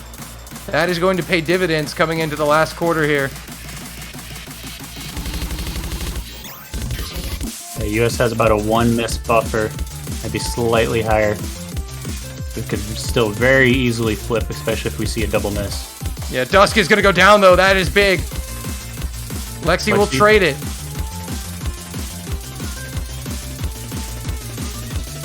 Reaper and Sekra are still trying to hold on.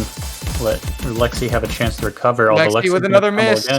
But the US are going to hold it, looks like. We're going to get some lag at the end. We're going to have to wait for things to sort themselves out. But unless there were any misses at the end, the US should have this. So we will have to wait on the referees to inform us of what happened. It looks like the United States did take that pick. So it's going to be 5-6. Yep, that is point for the US. So this one going the distance in terms of picks. Will it be Nomad 3 or DT3 from China? I feel like they're going to pick double time. We're going to get a refresh there as we had a client error. What's interesting also, no timeouts remaining. We're so used to teams having their timeouts at this stage in the match.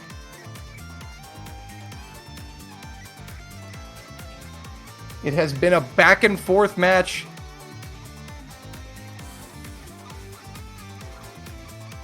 But now the US are going to have to come back just like China did at the beginning.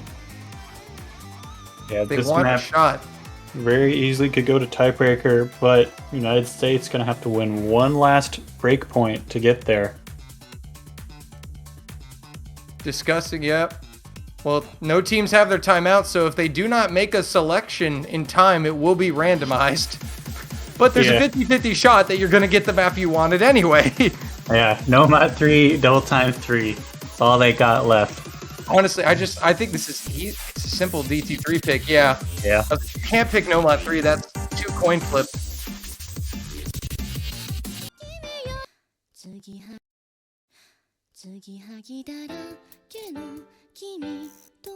And that will be the last pick.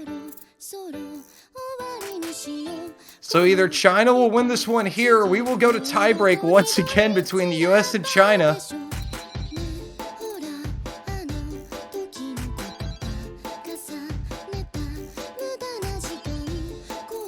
Reaper was really hoping for Nomad 3. Well, I think this will actually... Oh man, I don't know what they're gonna... I don't know who the third DT player is here. It's either gonna be Colin or Kisei. It is gonna be Kisei! I was gonna say, I think this is the one Kisei map of the pool. Yeah, Kisei coming in for the first time this match. Hoping to put in some big work here and get the US out of this sticky situation and into a tiebreaker. And now we will have seen every player on the US play at least once.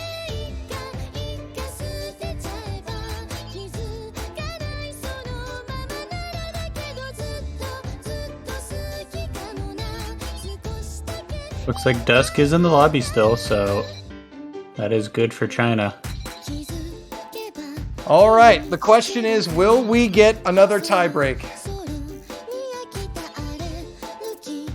Get the match start command, and it's all going to come down to this. AR 8.4, CS 4.3, 4-minute Nomad map, or double time map, sorry. So actually the AR is going to be... We also see Cianis coming in for Kovir, so Cianis and Kisei coming in for this. They're going to be 2 players to watch for sure. As we get underway, will the US's World Cup journey end here, or will there be a tiebreaker in the cards?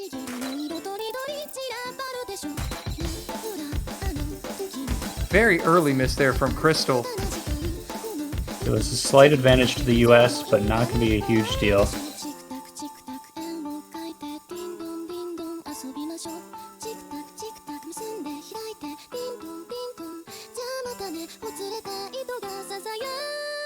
Here we go, into the first Ki now. At that 200 combo mark. And he misses here, now will be a lot more painful. So far, no one else other than Crystal with that miss. You could cut the tension here with a knife. First quarter is gone. We're holding on for dear life. We have 5 SS's. Yeah, this is a very high pressure situation, and I think all players are quite well aware of that. Cianis does go down. That is 2 misses for China. And nearing the halfway point, that's not where you want to have a miss. Yeah, it's going to grow the lead a little bit further.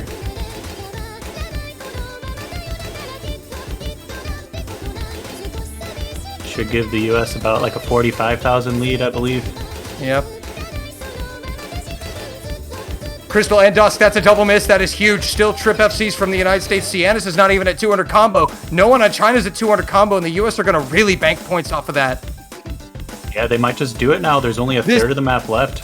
The Creeper is the first miss from the United States. But that's not going to be enough. Not with Sekre and Kisei doing the work. Cianis goes down before he can get to 200. Kisei will trade one of it. It's only Sekre into the final quarter of the map. Sekre can hold here. It should be enough. Crystal and Cianis going down once again. The Creeper and Kisei can get up to 200. This will be over. Dusk is the only 200 combo for China. Sekre is negating him. Kisei and the Creeper have the advantage over the other two, and there is not enough time for China. Ladies and gentlemen,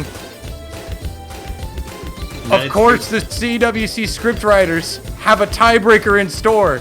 How could they not? The United States can be taking their final breakpoint back here, bringing the score tied 6-6, and we will be seeing a tiebreaker. Folks, I'm sorry, what's the name of that other standard tournament that's on right now? Because it doesn't matter. This is the match to watch. Tell your friends to get off of the other tournaments for this one tiebreaker. And of course, as legend would have it, US and China will play another tiebreak. Winner advances to finals week. The loser is out in top 8. Stakes are absolutely huge for this one. Semifinals probably the worst spot for these two teams to have to meet up in the losers bracket. One way or another, one of these teams is going to be having a kind of uncharacteristically lower finish this CBC than in previous years. So it's going to be Alpha Omega Gemzu versus Dust's Gravity. 5 minutes, AR 9.7, CS 4.2, 6.8 stars.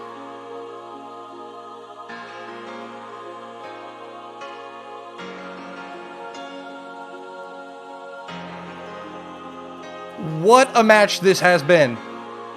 The US running up to a 3-0 lead. China closing the gap, taking the lead, putting it to 6-4, and the US bringing it full circle to tiebreak.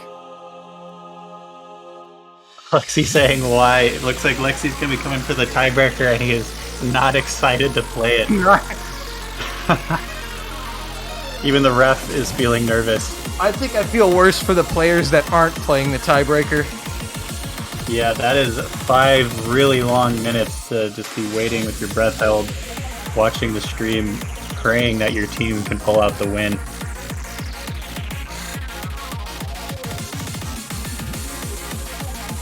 Cares about perennial. This is the Catch World Cup. You can care about perennial after this match. Yeah, we just need you to stop caring about perennial for about 5 minutes. That's all we ask. 5 minutes of your time. Just for these 5 minutes, all right?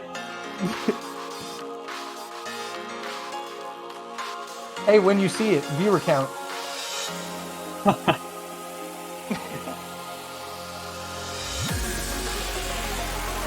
All right.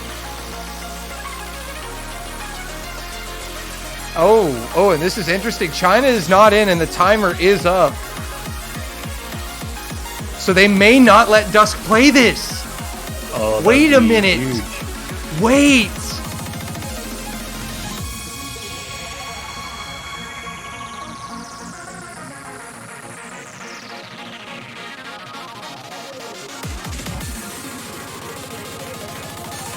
Right in the background, we have Walter trying his best to wrangle Dusk in here.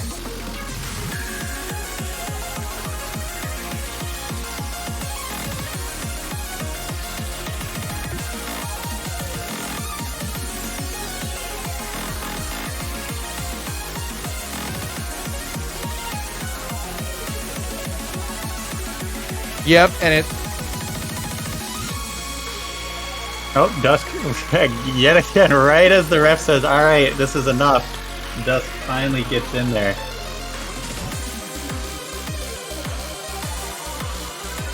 Walter pulling all the strings, just barely able to get him in there at the end. Oh, and now the Americans are not happy about this.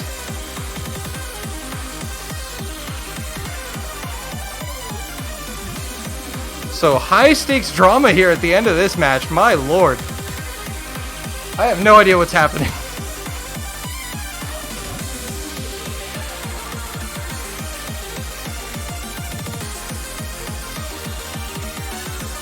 It's unfortunate to see the issues, but at the end of the day,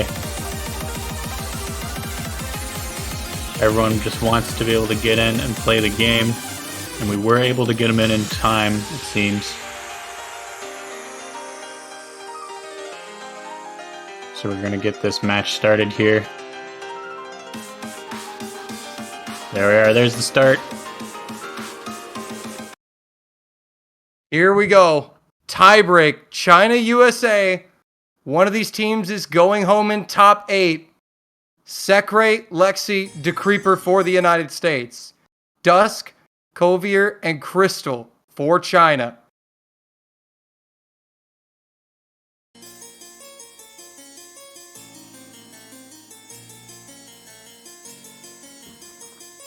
We do see an early miss from Dusk.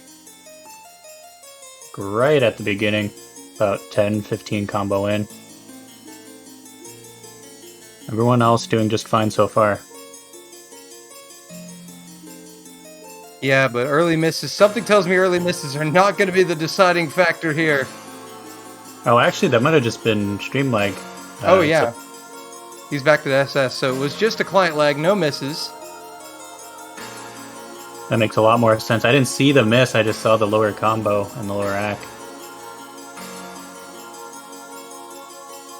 Yeah, so that was not an actual miss, that was just client lag. I was going to say, that would have been a very unusual miss. Yeah, another like really easy kind of slow intro section. So we do see everyone up above 300 combo without any issues. Nice long and slow intro to warm everybody up, and then we're going to start getting into some quicker playing. This is AR 9.7 after all. Yep. Here we go. Now the tiebreak is on. Honestly, I have no idea who's going to win this. Both these teams have gone back and forth the entire match.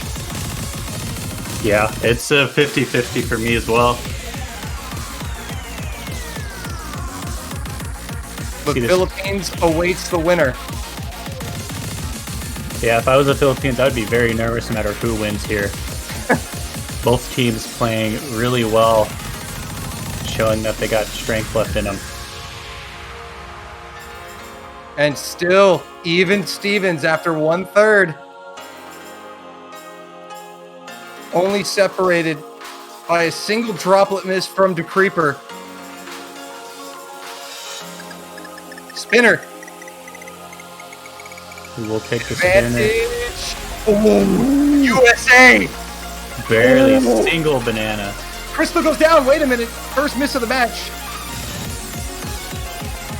That is going to give an advantage over the United States. Crystal going to be trying to get back up to that 200 combo to stop the bleeding. Yeah.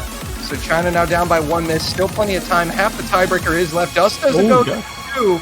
So that's a double miss for China.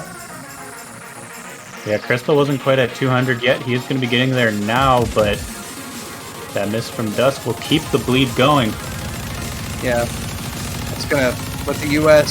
slowly grow that lead into the final third.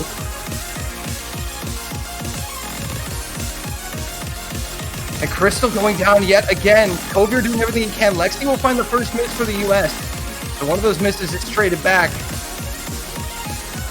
But it's only Sekre, DeCreeper, and Kovier. Yeah, the U.S. in a pretty good spot here, but they have to hold on. Kovier's down. That's a triple miss from China. This is a great spot for the United States if they can hold on. Lexi's trying to build some combo back up. Yeah, Sekre and Lexi. DeCreeper. Lexi's traded one of those misses back. But now it's starting to look bad for China as Kovier goes down yet again. They can't get anyone above 200 combo. Crystal now is there with Dust. Lexi is there though as well. Getting into some really fast wiggles. Everyone's trying to hold on though. Lexi is going to find another miss. And Lexi really struggling here. There's China now with 3 200 combos. They're going to start to run things back a little bit, but they're going to need a lot more as DeCreeper find a miss. Wait, China's not out. Sekre's down. That's a triple miss from the United States. China, wait. Hold on. They can do it if they hold on. They got to hold on. They still need more from the U.S. They might need way more, but it's definitely doable now. Yeah, we're at about a 41,000 advantage. Yeah, hey, that's going to narrow a little bit too as the U.S. recover their combos.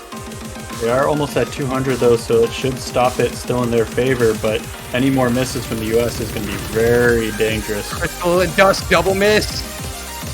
Right as China caught up.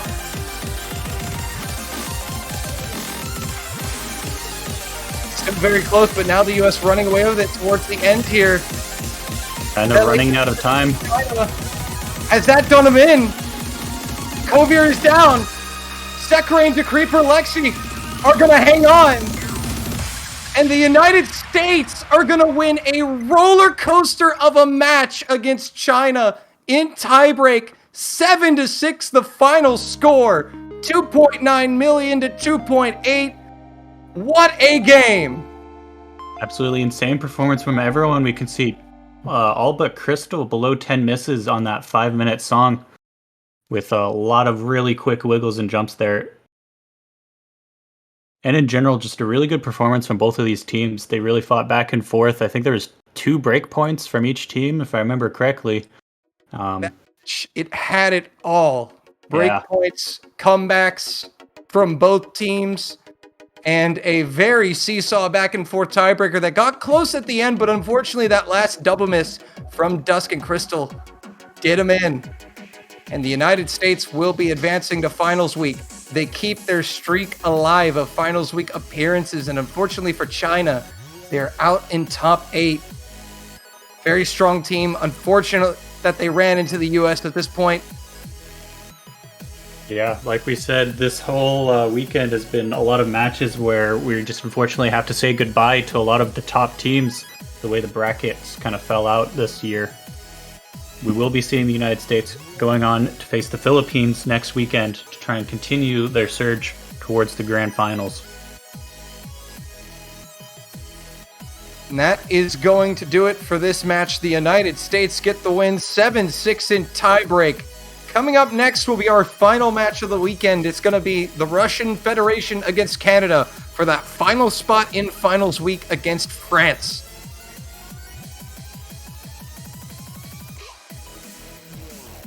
So I think we'll be taking a short break, and then we'll be coming right back to you in 15 minutes time with Russia and Canada. There we are, we have it on screen there, so stay tuned. If you haven't already, make sure to follow the channel. Check out the banners. You got a good 15 minutes to check those out. Support your favorite team, and we'll see you guys next time.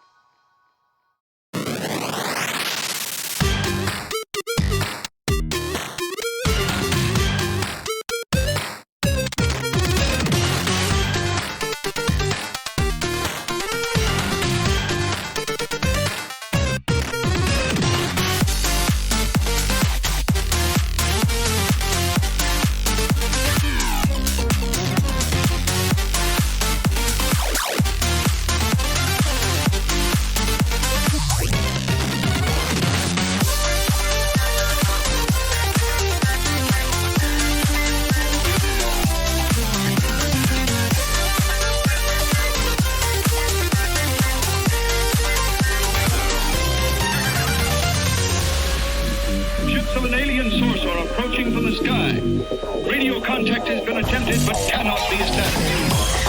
Instructions are to prepare for an attack by an unknown enemy.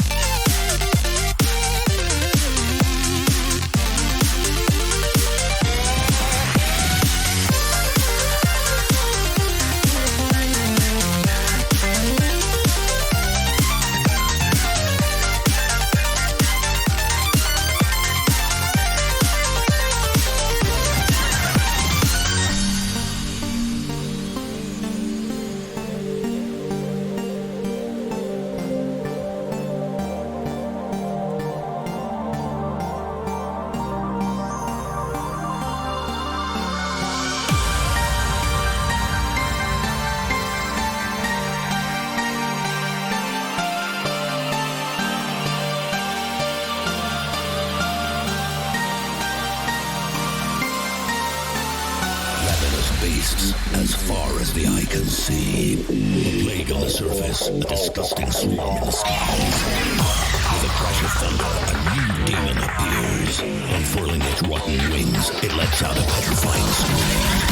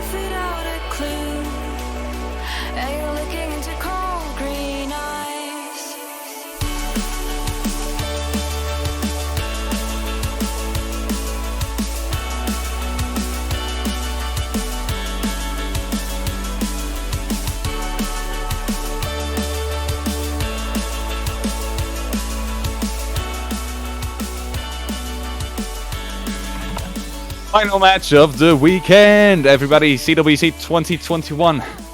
We're here with the semifinals. The final match we're going to cover. And it's, again, in the losers bracket, Russia versus Canada. I'm here with Dolan. He's still here. Say hi to everybody. Dolan. Hello, How hello, are you hello. doing? Feeling good about that match you just saw? I assume you do, right?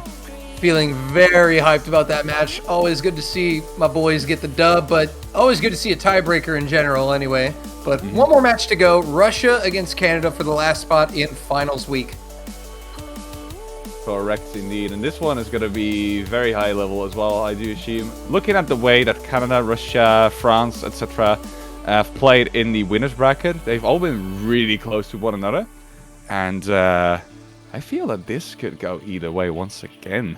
Looking at Canada's performance yesterday, looking at how Russia was able to improve their performance as well from quarterfinals to semifinals, as at least I do believe they did. I'm not entirely sure he's going to take it this time around. I think if you had to give the edge to one team, I would say Russia probably has the slight edge, but Canada also performed very well against Chile, getting that win in tiebreak. I think it's going to be close, but if I had to give a team the edge, I would say Russia is slightly favored here, just based on how they handled Italy. I would agree. I would also say Russia, but the thing is, I was wrong on 2 of these predictions already so far this weekend. I was wrong with pretty sure Russia winning as well. Oh no, I was wrong with like Chile winning over Chile losing over Canada, I should say. My bad. I was wrong there. I expected Chile to take that over Canada. Well, Canada ended up advancing, and they are here now today, playing against Russia. And I also expected China to win over USA just now. And you guys also just saw how that went. I was really close, but USA just a tad bit strong in the end indeed. So I'm bad with predictions this weekend. They're all just bad. I did expect... I mean, the only thing I predicted correctly was the fact that Canada and Chile would go to tiebreaker, but I expected Chile to win that tiebreaker, so... Does that really matter? Not really, right? So, I would say Russia, but you never know what's going to happen. Canada might just take it because of that. Well, Russia is going to be winning the roll here, so Canada will ban first. Yeah, big roll there by Nelly. And a very small roll there by Zakarian. We're going to see a Hard Rock 2 ban from Canada. Fairly expected. These two teams have very similar skill sets. That's the one thing I'm very interested to see. The only thing that I would agree with, that's what Russia doing right now. They are banning Hidden 2. The only thing I would definitely conclude is that Canada should, on paper, be better than Russia on Hidden, even though they're not really a Hidden-focused team either. And on Hard Rock Double Time Nomad, the players are just incredibly similar in terms of skill level. And just like composition of the team is like almost the same as well. They have the same types of players. It's yeah, that's why it's really hard to call this match. That's because I think on paper, in terms of the players, I think Russia has the slight edge. But when you look at the map pool, Canada has a lot of options to work with. I think they can compete with, like you said, they can compete with Russia on basically every mod. And I think they, as you mentioned, they do have that advantage on Hidden. Yeah, just that slight edge on Hidden, but anything else is a coin toss. And it's going to come down to tournament experience, just how these people are feeling today. The only advantage that Russia might have in that light is the fact that it's, I'm pretty sure it's 8 p.m. over there, or maybe 7 for some parts. Pretty sure it's 8 p.m. That's a pretty nice time to play at, whereas Canada, it's still a bit earlier. Some players might be playing in the morning as well, meaning that they'll only be barely awake. So that might hinder the performance just a little bit. But it doesn't seem to be that big of an issue most of the time. So I'm hoping it's not again today. I don't know what Russia's best CWC finish is. This is their best finish so far. But and funny thing is, it's also Canada's best finish. Both these teams in top 8, they've never been in top 8 before. And one of them is going to go to finals week. Yeah, one of them isn't even finished after this match. So yeah, one of them is going to reach that top 6 pedestal. Very prestigious. You could say that you played in the finals technically. So they both want to get that. Week. I mean, obviously they both want to get that, right? So there's no questioning there, but it's just a lot about the preparation and all. So it's going to be Hard Rock won from Russia. Nelly, Insomnia, Memoriola for Russia. Zakari and Henrik and Fui for Canada. And we're going to get underway here in our last semifinal match of the weekend. Yeah, here we go. Honestly, didn't expect Russia to go for a hard rock pick. I expected them to go for double time. I do feel that Russia might be like 55.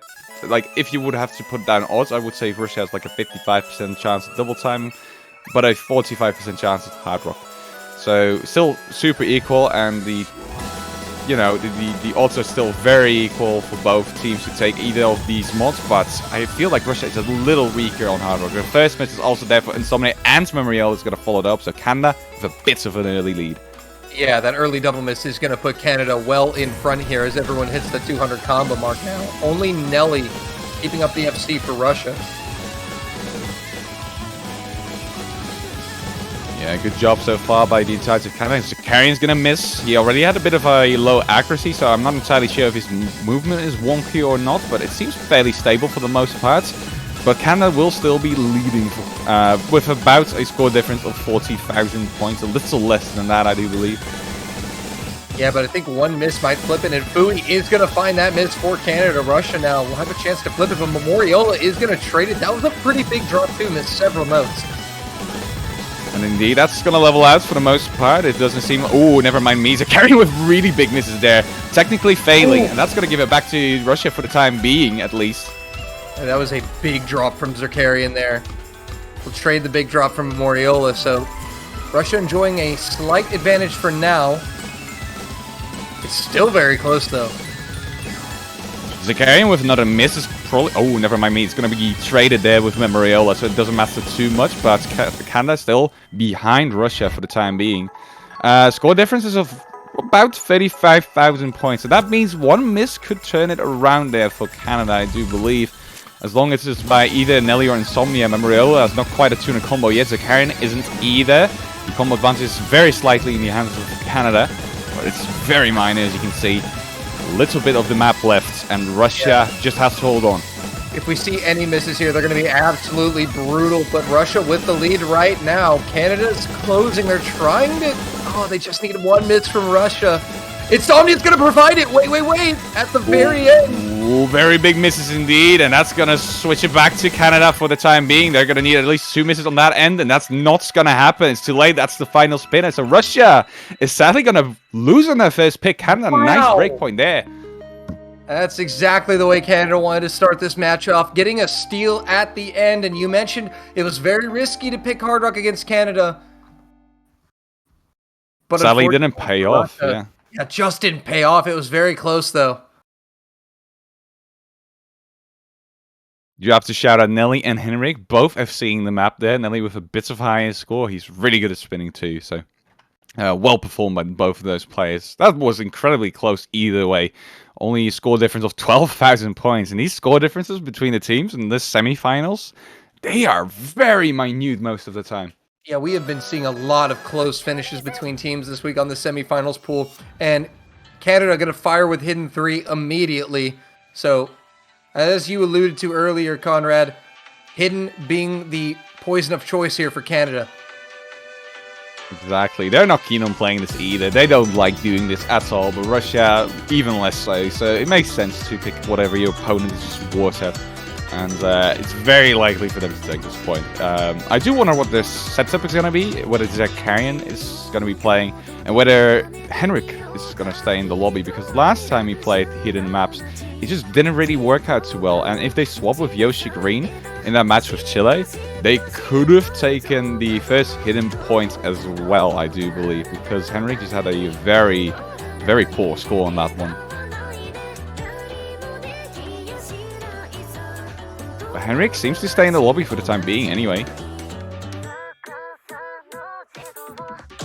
So it looks like they're trying to get Unlucky moved into the server for Canada.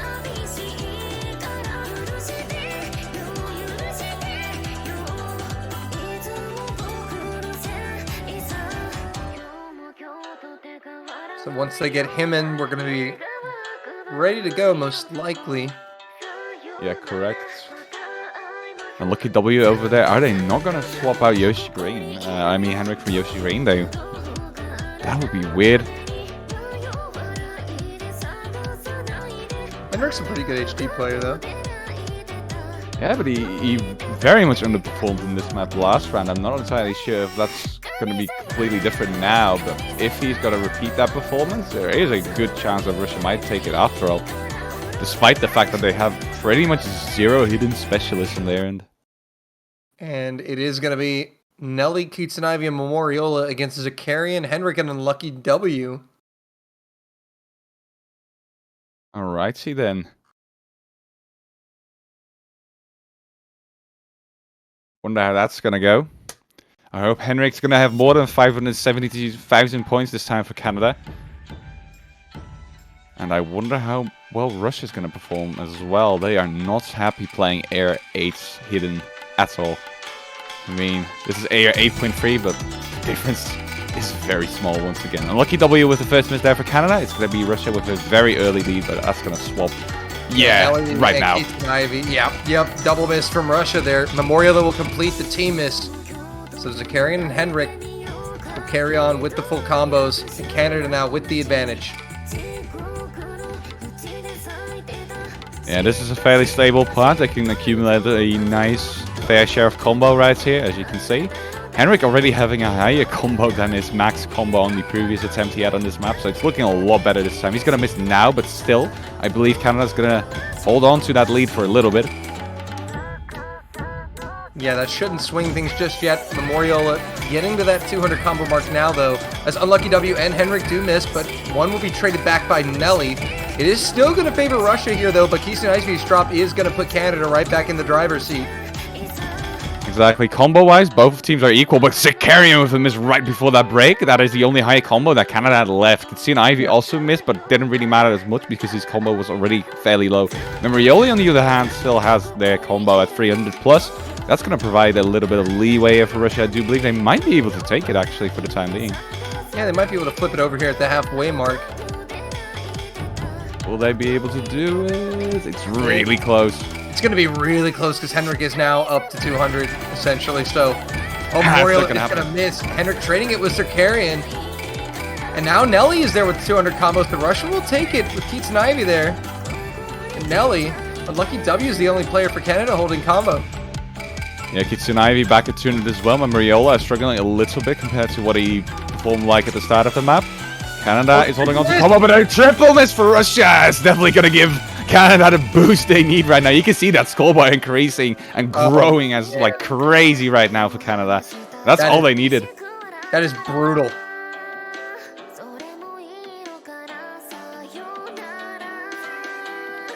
And already Henrik with a higher score than his last attempt. Yeah, I was completely wrong there with my insights on Henrik.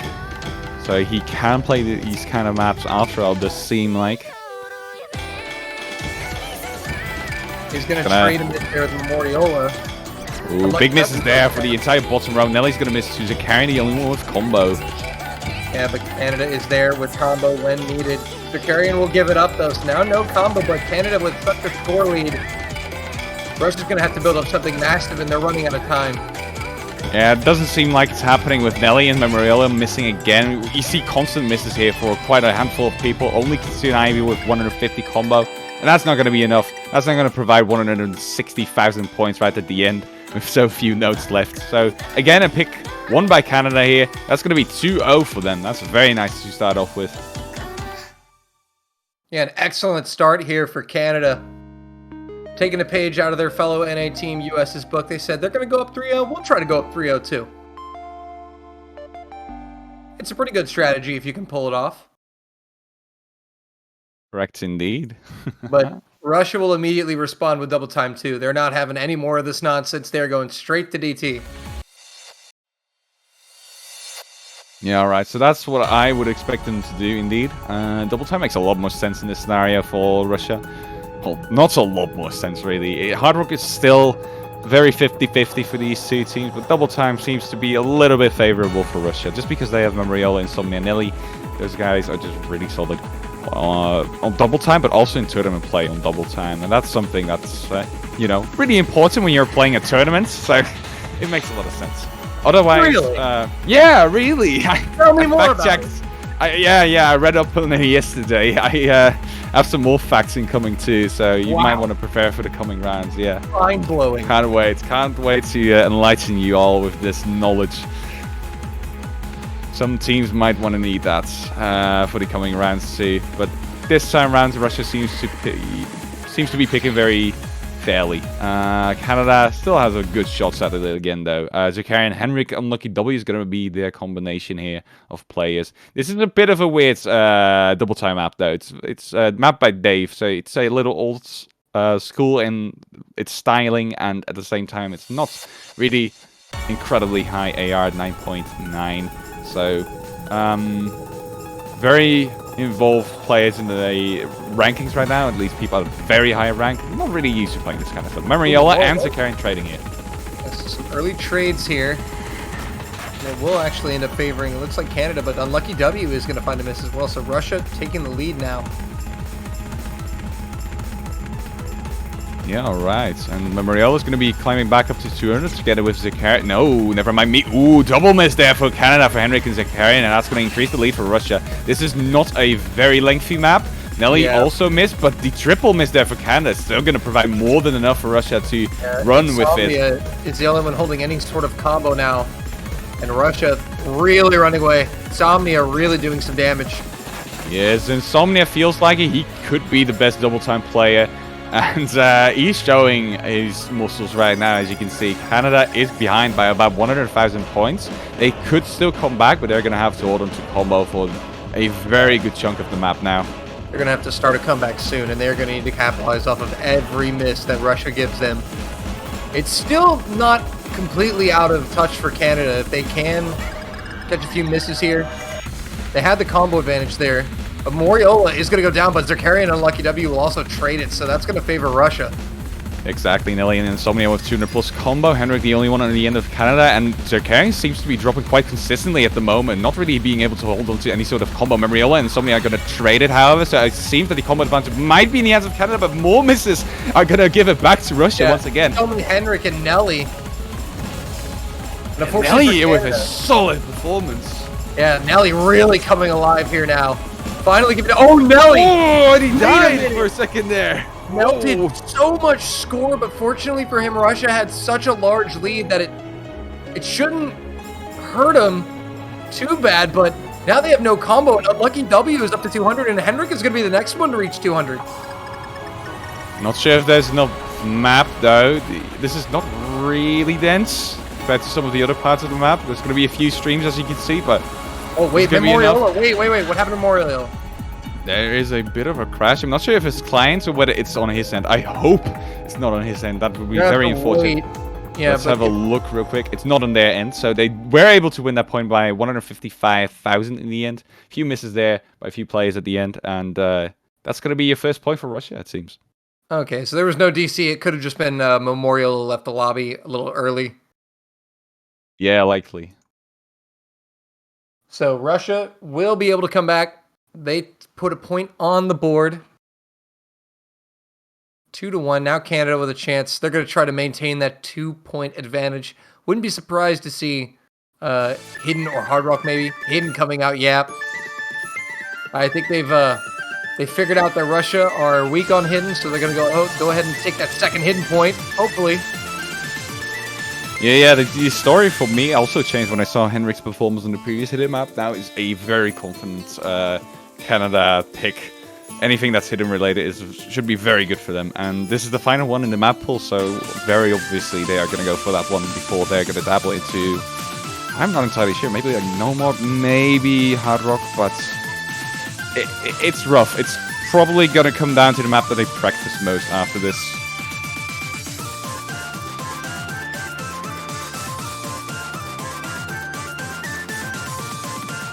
So this is very short, this map, so at 1 minute 53, one of the shorts in this map pool, and it'll be over in a flash. So. And this time we are going to be seeing Yoshi Green, though. Exactly, he's going to trade Zakarian for that slot 4 in the lobby. And we seem to be getting started in a few seconds, Yoshi. DLF funds are being dropped in the lobby, so... We too wish you guys good luck and fun. Lots of fun. Hopefully you'll play to the best of your extent. Also, we'd like to thank the Perennial for rating with 418 people. You've missed quite some eventful matches here in the World Cup, but this is our last one of the weekend, Russia and Canada. We are glad you could join us. Suddenly, Dolan is talking very positively about Perennial, but indeed, thank you very much for rating us there. And have some fun with us on a little bit of a catch exposition here with Russia and Canada playing here. You gotta thank someone when they raid you, man. That's just that's the only way. That's the only way. Listen, I was only at war with him because earlier we had a tiebreak, alright?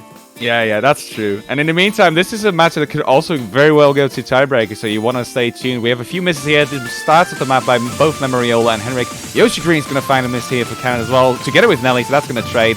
And it's looking very close so far. Yeah, actually, if Russia could take this, that would be pretty massive because Canada are usually the favorite team on Hidden here. But they've been finding a lot of misses, and now Russia found themselves ahead as Yoshi Green and Unlucky W go down again. Memoriola is standing tall for Russia. Yeah, nobody's really finding any sort of composure here except for Memoriola, but he missed as well. So combos are all under 50 at the moment. You can see the Ivy just hit 50, but you want to get to that 200 mark as soon as you possibly can. Canada was able to take up the lead for a little bit of time here, and I might be able to hold on to it now, especially with Nelly, Ivy, and Memoriola missing. Canada's going to be able to run away with it. Yeah, now Canada's got their footing. They've all got combos over 100, and they're cruising to the 200 combo mark. Russia now, no combos. Canada scoring ahead. Final third of the map. And now Russia in a really bad way here. Oh yeah, that just went south immediately after those 3 misses from Nelly, Ivy, Memoriola, and they keep on missing very consistently, as you can see. Henrik at a 370 combo is really flexing his muscles at the moment, and Yoshi Green and Unlucky W are also doing better than any of the members in the lobby of Russia, so it seems it's a very solid choice by Canada once again, and it seems like a very solid win as well at the same time, with a score difference of more than 280,000 at the moment. Yep, and Russia will be happy to know that that is the last hidden mod, hidden pick in the pool. So no more hidden for Russia, but Canada will take a 3-1 lead for now. And now they kind of ran out of their comfort picks. They're going to have to play into Russia a little bit here because everything else in the map pool is really a coin toss. So this type of early advances from Canada because of that hidden pool was to be expected. They would certainly take those first 2 points, but anything beyond that, including that one break point we already saw from them on Hard Rock, on the very first pick from Russia, actually, anything is very 50-50. Russia going to go with Hard Rock 3 here. Again, not really what I expected them to try here. I would have definitely preferred them pick double time so far. That seemed to be a better choice, but hopefully, because of the fact that this is a convert, things might change for them, and maybe they'll be in a better spot. Very likely, actually, considering that they have Memoriola and Nelly here. Insomnia is also really good on convert, but Memoriola was known to be one of the best convert players for a good while as well. Like straight up one of the best ones in the entire world. Canada, more of the fast type players who are just really good on a specific maps in Osakach, so not too used to playing converts too often. And this is definitely a very converty map in a sense. It's CS5 as well, so the CS is very high on this one, and it doesn't play like a specific at all. So it might make sense indeed from the end of Russia. If any hard rock, this one would be the most preferable, I do believe. Yeah. And we are going to be seeing Fui stepping in for Canada. So it's going to be Nelly, Insomnia, and Memoriola for Russia against Zakari and Henrik and Fui for Canada. Canada definitely have the players to capitalize on a break point on this. So I imagine Russia is very confident in this. As you said, mentioned they have great convert players on their side. Start command is in, though. Yeah. I see somebody in chat also saying that Canada has very strong converts. What do you mean? Well, we'll see. Maybe I'll be proven entirely wrong. But for now, I do believe that Russia should have the edge in the map, and they also picked it. So we'll have to just wait and see. But Canada can pull off very nice performances. We've seen them do it in the entire tournament. I mean, they're both top 8 teams, so nothing to scoff at all. For the first time, by the way. Yeah.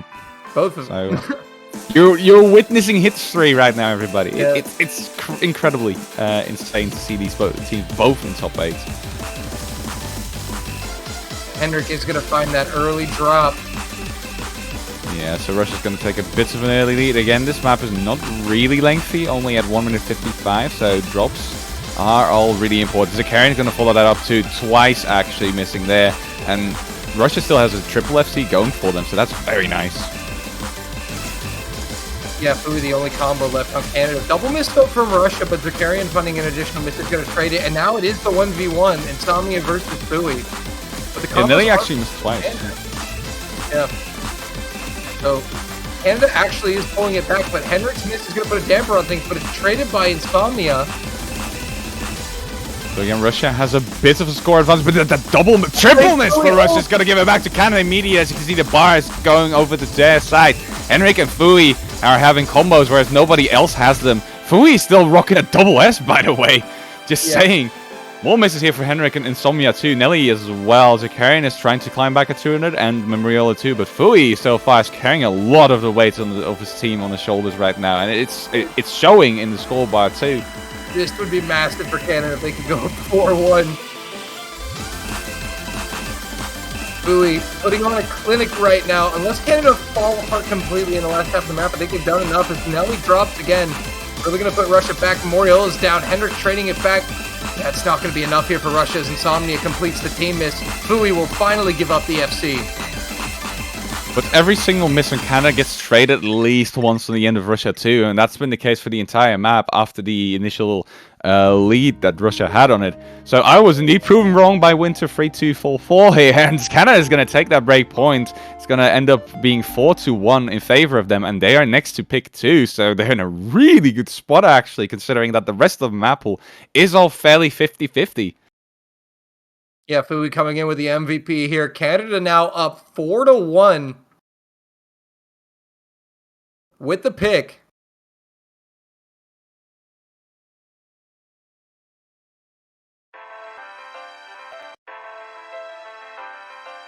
So now Canada are going to eye up the map pool. They have no more hidden to exploit. Will it be no mod or double time? No hidden, no hard rock left.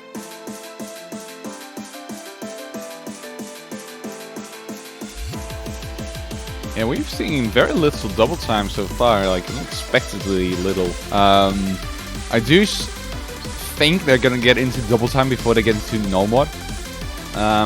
Just a gut feeling, honestly, because they can play both very good, both of these teams. Maybe Canada would be a tad bit stronger on some of these no mod 2, like no mod 2. Oh, well, there you go. That's no mod 2 for you guys. And that's just a sheer factor of speed, right? As I already mentioned, Canada has these really speedy players. Russia, they are really speedy too on the end of Russia, but just not quite as speedy. Like, the percentage difference is maybe like 5%, but that's major on maps like these.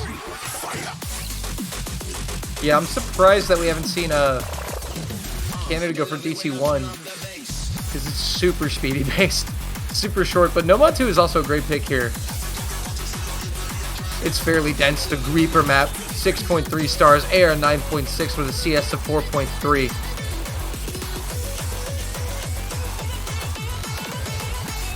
And so far, this map has proven to be really tough for a lot of teams. For example, China in that previous match, I think every single player had like 16 misses all over. Like 16, 16, and 18. That's not really characteristic for China at all, not in semifinals at least. So, goes to show that this no mod, compared to some of the other no mods in this map pool too, it might be more like a final level type of specific, or maybe even grand final, if you would have like a different map pool for that, which I'm pretty sure CWC doesn't have. It's just really speedy. It's called Ultimate in terms of difficulty for a reason. It's mapped by Reaper, specifically for the tournament as well. So people don't really know this map before they even got into the tournament. So no prior practice. It's all been done this week. And it seems that we are getting started with this one now as well. Round number 6. Russia trailing by 3. Desperately need to answer. Insomnia will go down first for Russia. Advantage Canada. It's very likely that Canada's going to have few misses on this map too, considering Fui and Henrik are here, and Lucky W also being really good in these kind of things. Probably performing better than both USA and China on this one. Mariola's going to follow that up for Russia, so more misses on there, and it's going to provide Canada even more of a score boost here, as you can see. Yeah, Canada still rocking 3 SSs. And Mariola might have actually missed twice there, I'm not entirely sure. I think he did. Yeah, those triple S is over, and Canada running away with it.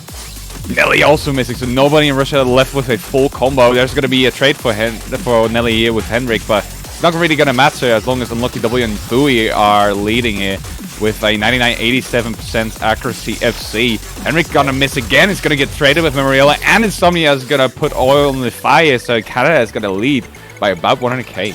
Yeah, Nelly's the only combo over 200 for Russia right now. He's having to go up against Unlucky and Fui. Canada really doing some damage on the scoreline now. In hindsight, I should have actually expected Canada to go for a no more 2 pick. Definitely looking a lot more solid here. I mean, look at Unlucky W go, for example. Incredible score here. Still FCing the map. We haven't really seen that so far, I'm pretty sure. I wonder if he can hold on. Fui as well, the full combo still. It's only Henrik that missed so far for Canada, so it's impeccable performance. And they don't seem to struggle at all either. Russia's trying to pick up the game too. They are all over 2 in the combo, but as long as Canada doesn't drop, there's just no window of opportunity, and the map is getting close to its end. Canada has only given them 1 miss. There's literally nothing Russia can do unless...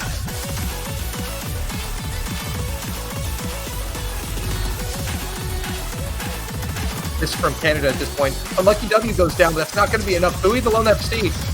Yeah, I think even 3 misses will be too little for Russia to make a comeback here. I think Canada would have to drop like multiple times and then all 3 players. And as you can see, no time for that to happen anymore. The map's over. So again, a nice win by Canada. 120,000 points over Russia on this one. And the scoreline 5-1, I did not expect so far. Yep.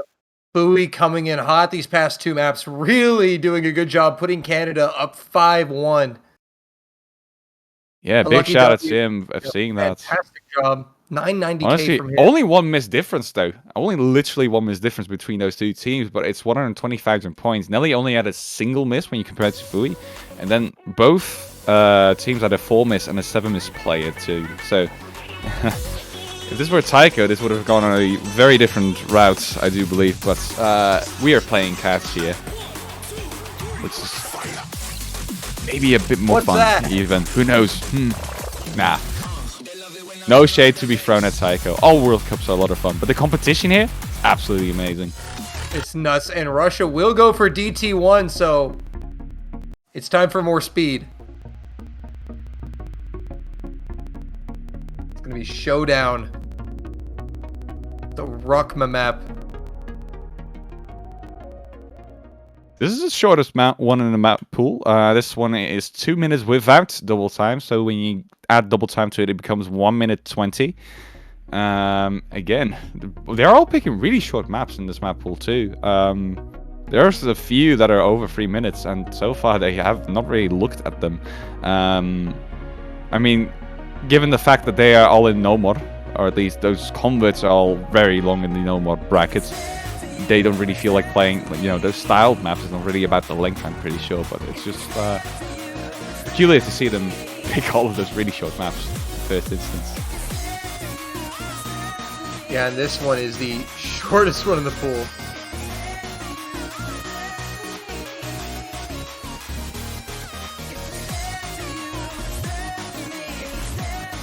So, Thanks just waiting for for Canada.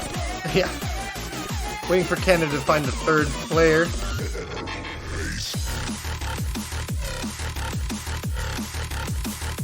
But this map gets pretty serious pretty quick. And it'll be Unlucky W for Canada.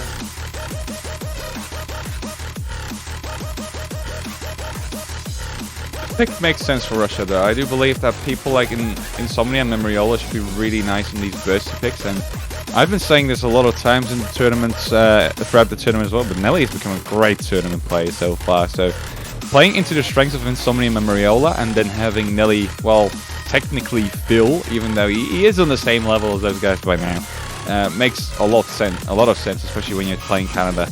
So this might have been a better pick even early on into the game, but here we are. They're gonna do it now, down 5-1, so they'll need a lot of points anyway. So go ahead, try it, Russia. Give it a good shot. Here we go. Russia need to get something going here. They're down bad against Canada 5-1. And this one is very fast. It's very short. And the misses are going to be punished heavily. We see Insomnia attacking on Hidden. Yeah, very typical for Insomnia to go with Hidden. He's always done that in CWC. You don't get any sort of Hidden multiplier. So it's all really just meant for reading preference. And this is gonna get serious in a few seconds. And here we go. Building up to that drop. Was Zakarian with misses. Yep. Right at 200 mark too. That's the most unfortunate part to miss. And Insomnia is gonna follow that up though, so that's gonna level out for the most part. Moriola trades as well, so now Canada will be up in front. Zakarian with his second miss, still 2 FCs to 1. Henrik unlucky W against Nelly. Oh, double miss there double for miss unlucky, and Canada. Henrik and Russia is going to be able to take this now with Insomnia. Nelly is still holding on to combo. Nelly had a double S as well. Oh, he's doing so well here. Look at that steady movement. He's going to miss now, but I think he provided quite a lot of fuel there for the team. Oh, big misses there for Russia though, but Canada doesn't have too many combos. Only 2. They got 2 combos. Do they have enough time though? That's the question. Yeah, exactly. Zakarian The goes squad is down. big. And Nelly's actually going to be able to make a difference here because Canada's not going to be able to flip it.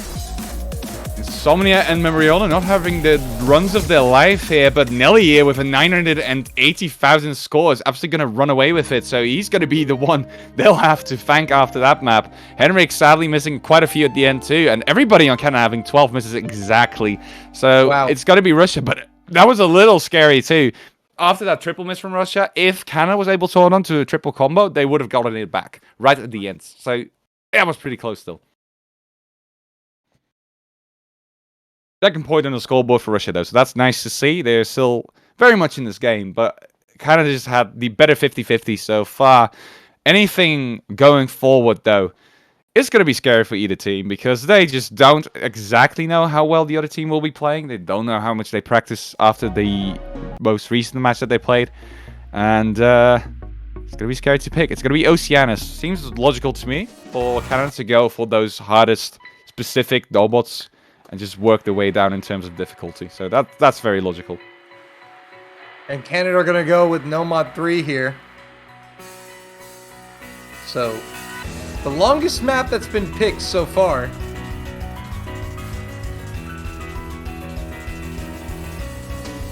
Yeah, imagine playing things over 3 minutes. I would get way too sweaty. Bowie coming back in for Canada.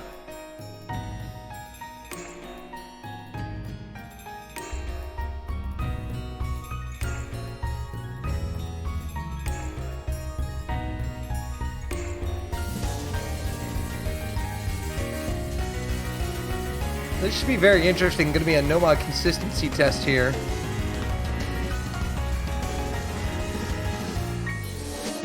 I feel like this one could be more of a coin flip. Compared to the previous Nomad that they picked, Nomad 2, yeah, sure. It's just a tad bit easier compared to the previous map they played, and as I already mentioned, I believe that the smartest way to go forward for Canada is just to pick maps that are really hard in the Nomad bracket. Combat seemingly also work out for them. Pretty sure which I was Russia- mistaken on. Pretty sure Russia popped off on this map though against Italy. True, but maybe they won't for a second time. Again, they are behind by quite a lot of points, so they must feel pretty bad at the moment, I do believe, and that might affect their gameplay too. And Canada, I mean, they're really solid on Nomad, as you saw on the previous Nomad 2 map. They have Fui, of course, he's probably gonna go try that FC once again. Henrik and Unlucky W, all just really solid normal players, and they've been known for their normal specifically as well. And anything that's just really hard in the normal bracket, they'll have to go for probably if they want to have the biggest chance of winning that 50-50. Because this is more like a 60-40 then in favor of Canada. Even though Russia, again, they did pop off, as you said. They might repeat it, they might not. They'll have to wait and see.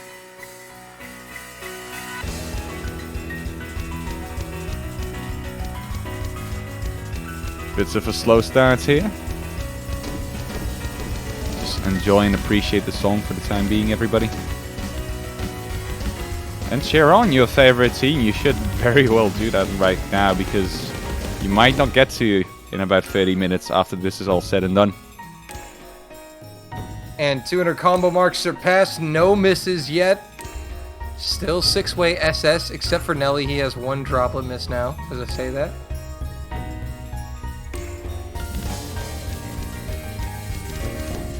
And Unlucky W is going to be the first miss here from Canada. Alright, see Russia with bits of an early lead, but again, this is the longest map so far in the map pool that they've played, so lots that can still happen. Unless Russia is going to pop off like last time. It's not going to happen though with Insomnia missing. So that's going to level out. Canada is probably going to be able to tie the score line up on the scoreboard right now. Oh, Unlucky W. Yeah, he's going to trade the miss right back, so Russia's going to maintain a little advantage here. This is a very slight advance. It's probably going to come down to about 30,000 points, but it's something to bank on, especially if Nelly and Memoriola see the rest of the map.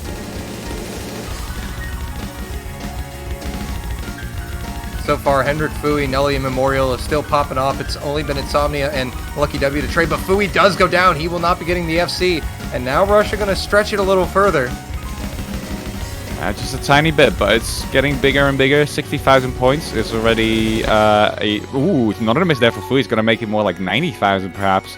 And now Russia knows, they just saw the scores from the end of Canada in that break too, so they know they can commit 1 or 2 misses without really having to worry yet.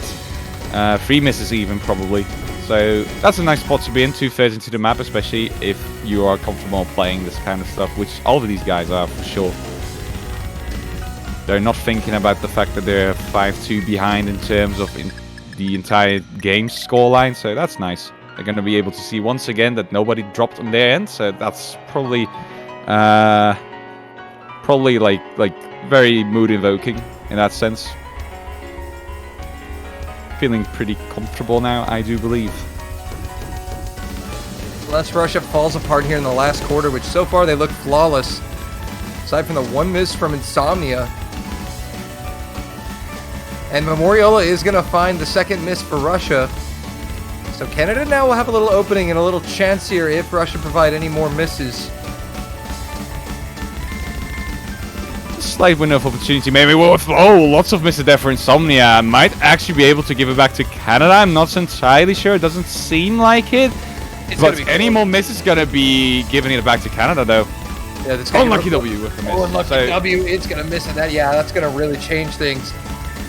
Yeah, that's going to slow down the pace here, and I don't think there's enough map left for Canada to really be able to take it, as long as nobody in Russia just completely crashes now. Unless there's doesn't a double seem to be the case. Potentially here. Yeah, even then, I mean, it's too late, as you can see. 50,000 points of difference, and that's going to go to Russia. A break point. Well played by them. So, 5-3 Canada. Russia with the pick now. They got a chance to claw their way back into this match if they can convert their next pick.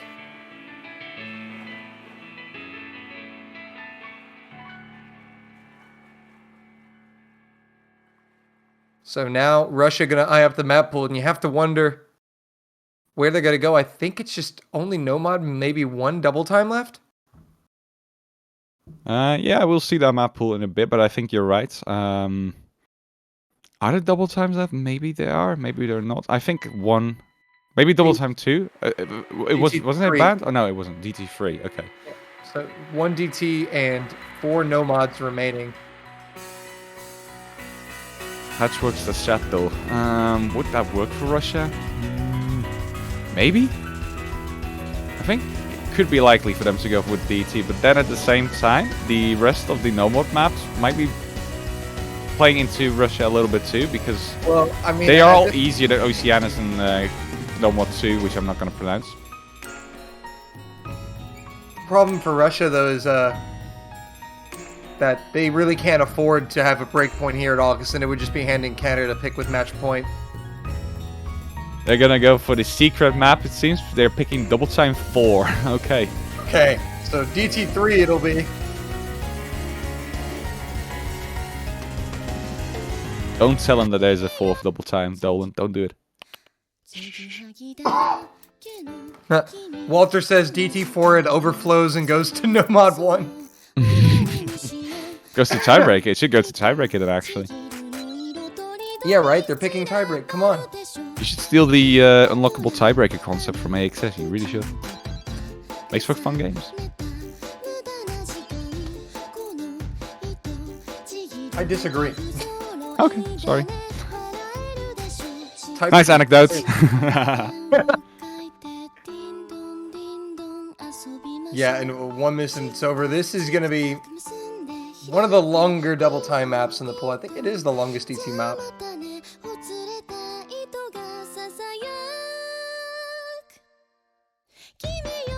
It is a popular song. I'm expecting a few cat jams in chat as well. Yep, there Very will slow probably cat be jams many though. of The them. BPM's low. Well, now it isn't because as well it's sped up, but you get the point. So nearly 3 minutes of double time. Canada would love to take this break point here. But if Russia can take this, they'll only be down 1. And they were down 5-1 at one point. Yeah, run back is very possible for these people. Just the sheer fact that we've been repeating over and over again that it's very 50-50 most of these maps, so it can go either way. Nelly and Insomnia are going to miss though, so that's not really going to provide a nice early start there. Canada leading by about 50,000 and still growing. Yeah, as we just now hit the 200 combo mark.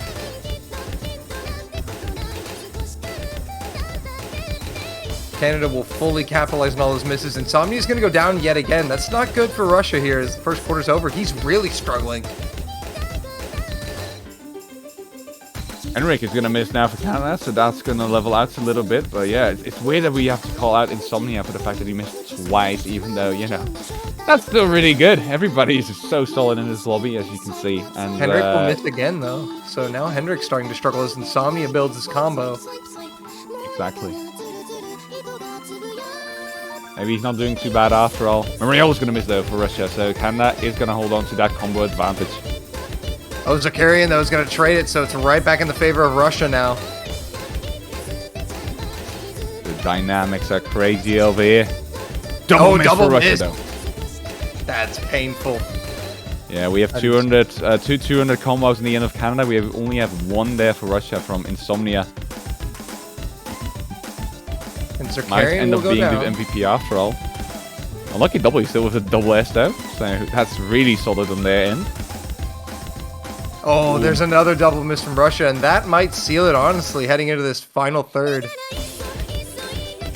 Final Those are quarter. really unfortunate indeed, considering that Canada's doing really well over there. Zakarian is now at 150 combo. It's higher than Insomnia and Memoriola have. And Unlucky W is going to go for that double S, it seems. Henrik only with a singular miss, I'm pretty sure. Maybe 2. Actually 2, yeah, but it's more than enough fuel for Canada to take this point so far, it seems, with a lead of 170,000, it seems. They can permit quite a few misses here. It's going to get be traded here with Nelly and Zakarian, and that's not going to damage Canada at all. Yeah, no, Canada have this point firmly in their hands. They'll take the break point, go up 6-3. And Unlucky W will bring home a double S for Canada. Beautiful to see, wow. That perfect 1,060,000 score. Canada almost reaching 3 million in total as well. That's unseen, really, for these kind of maps. So now Canada are at match point, and they have the pick. Only Nomad remains, though. Only Nomad, yeah. It's full Nomads to pick from, so we're not going to be seeing any sort of modification action anymore. This is going to be all vanilla from here on out. There's 2 specifics and there's 2 converts as well. What do you think they're going to pick, actually? It's tough. It's real tough. I could honestly see maybe potentially Nomad 1 here, but I feel like that's too coin flippy. I think Nomad 1's actually probably the most coin flip map here. Do you think so as well? I could see probably Nomad 5 or 6. One of the converts. I think 4 and 6 make a lot of sense for Canada, because 6, you can sort of carry the team on your own if you're really doing great. And I'm thinking that people like Fui and Henrik and Unlucky W, at least one of those people is going to be able to pull off a really strong score on that map. And that might just be enough to push down Russia out of the tournament. Otherwise, Platinum. It's, again, just a specific Nomad. It's a little fast, but nowhere near as fast as Nomad 2. But then again, it's just kind of the imperative that Canada might want to use, you know. Is it fast? Is it Nomad? Okay, we'll go for it. And that might just be the way they want to round it off, but I'm not entirely sure. They still have a little bit of time to pick, but they might want to hurry. Oh, it is going to be Nomad 1. Wow. Against our expectations. Shows what we know.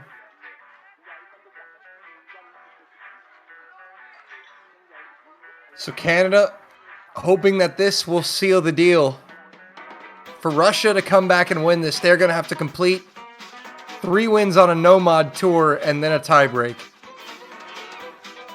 Is it unlikely? Yeah, but is it impossible? No. I would say that Russia might be able to make a comeback here, just like I said with like Finland doing that thing against the Netherlands that I still don't want to talk about. But Russia, Canada, again, if you took a shot for every time we said coin toss, coin flip, 50-50 in this match, you would be dead by now. But yeah, again, it's that story that we're talking about.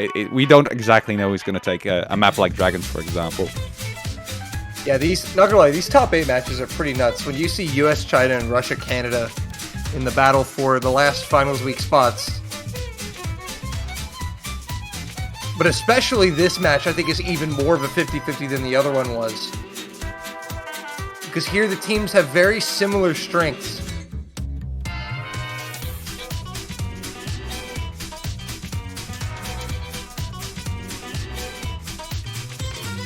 I'm just enjoying this song, by the way. It is a good song. Gotta love me some Caravan Palace. That's something I was talking about with Silo from the Dutch team yesterday, I think. I'm like, for some reason, like 99% of the songs in these map pools are just really good. Regardless of how well fitting the map is for the map pool, you can discuss lots about that. The songs are just really good. This is a prime example of that once again. Yeah, we have had a lot of great songs so far this World Cup. Oh, so it looks like Fui is going to be sight reading.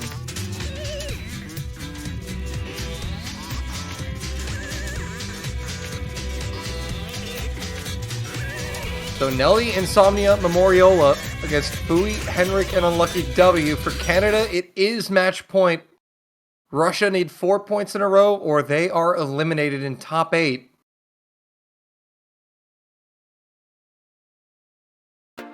I mean, top 8 would still be a very commendable feat for Russia, but they want more. And they can do more this year too.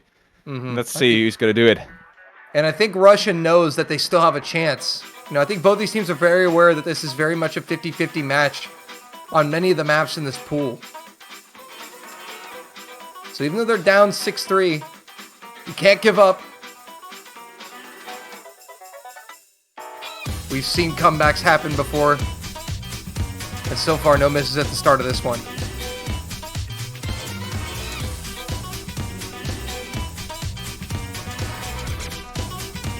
First miss there for Nelly for Russia, so that's going to give Canada bits of an early advantage, but it's a long song, so he shouldn't fret too much. Ooh, that's a weird one, though. He didn't pick up that first note after the break ended there. He just kind of went a little too far to the left there. So early miss from Nelly's going to put Canada up for now. Weird to miss it on a note like that, and he might just be really nervous. I'm not entirely sure. Fui missing for trade. Okay. So there's a trade back from Fui. Nelly back up to that 200 combo. So now Russia going to start pulling that score back. And they're tugging, but it's not quite enough. Ooh, but Fui missing again for Canada is going to provide more than enough, as you can see. That's going to go over to the red. And Russia is leading for the time being. I think they can see each other score after this spinner too. Nah, Nope. They can't. Okay, they'll be secretly continuing in the driver's position here. Halfway through two. So Russia's still very much in this. Nelly is going to find another miss here. So Canada looks like they're going to be taking it back. And we're back with a blue bar here, indeed. We're just over halfway. Nelly's going to find another miss. He's not doing too well in this map so far compared to some of the other guys. Indeed, that's going to trade with Unlucky W, so not too much damage. There was miss potential here, but everybody seems to catch that pattern. And the score difference is very slim at the moment. Yeah, now Russia slowly pulling it back with Nelly's advantage over Unlucky for the time being. Ooh, he did miss there, so actually Russia is going to be able to capitalize quite nicely on that, as you can see. Not a miss there for him, so maybe Russia can permit like a single miss at the moment even. Looking at the score line, they are up about 30,000, and they're going to go towards like 40 to 50,000, I'm pretty sure. But Fui struggling right at the end here. Yeah, Fui really struggling. I mean, he did say that he didn't play this, so it's showing he's struggling more than the other players. And Samia did go down too as well, so that was going to negate the miss from Fui, but Canada running out of time to take this match point. Yeah, but then again, a double miss for Russia will definitely give it back to Canada. That could just happen. You never know. It's still very close. Fui goes down again, though, and that may very well steal it for Canada. Henrik also going down. Now Russia doesn't seem to have to worry that much anymore. Looking how the score increases over to there. And Memoriola's still holding on to a full combo, I'm pretty sure, as well. Is he going to be able to do it? Fui's going to miss right at the end. It doesn't really matter. And I think Memoriola just kind of nailed that. Yeah, I think that's a full combo from Memoriola, and it is. So Russia staying alive, 6-4. They have the pick. That's going to be a morale boost, too, from Memoriola. Definitely. That was a massive score from him. Yeah, 12 misses by Nelly, a bit uncharacteristic, especially towards the very beginning of the map. He just very consistently missed a few notes there. Somebody has single miss. There's a single miss there for Henrik as well. Fui did the Nelly thing right at the end of the map, and then Lucky W just had a really big drop right in the middle. But yeah, you want to perform better against Russia than that. They're still not quite done, and the match is still not done and over for Canada at all. Yeah, because Canada ultimately will still get the final pick. And Russia will go with no mod 6. Chaos Eater.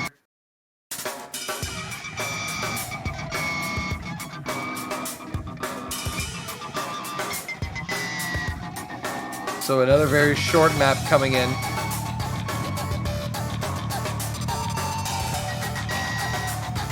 Okay, Russia going for that no mod 6. We were just talking about the fact that we expected this to be, well, at least but maybe you'd agreed with the sentiment that this could have been a really nice pick for Canada, if anything, combined with no mod 4. So the teams are doing quite the opposite of what we were thinking, and that seems to be the theme of this weekend. As long as it's not what Sarton says, we'll do it, basically. Whatever Sarton says, do the opposite. Yeah.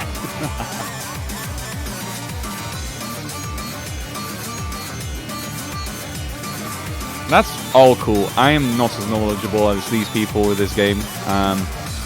My years have gone to pass already. My prime years. Their turn now. I wonder if Russia's going to be able to run it back to tiebreaker. Would be nice. Would be very nice. But Canada, still, they are so close to that top 6 spot. They don't want to let go of it now. They don't want to go and opt for another tiebreaker before they can reach that spot. Yeah, Russia's not going to give up without a fight.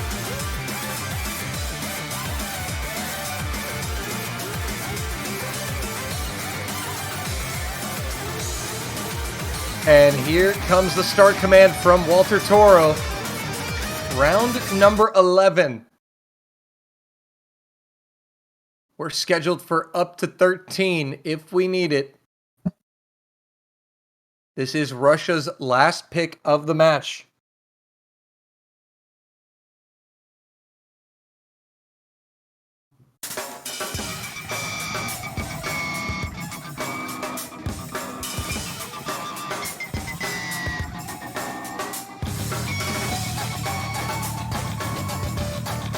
Wishing all of these people good luck. I wonder how it's going to go. Fui and unlucky with the first 2 misses there for Canada. That early double miss. To advantage Russia. It's only 1 minute 49, so that could matter in the end. Yeah, that actually could matter a significant amount here. Oh, Russia will trade it with doubles of their own, and that's after 200, so Canada actually should take the lead if they can hold. Oh yeah, they're definitely taking the lead now. You can see blue is going to appear soon on the screen if they don't miss. Going to be some nasty jumps incoming though. Lucky W is going to succumb to that. And Russia holds. Everyone's up to 200 there. Halfway through. Everybody catching those left, right, and Russia. Russia. Oh, we triple missed there for Russia now. No. Only Fui. That triple miss could send them home. The only player to hold through both those patterns.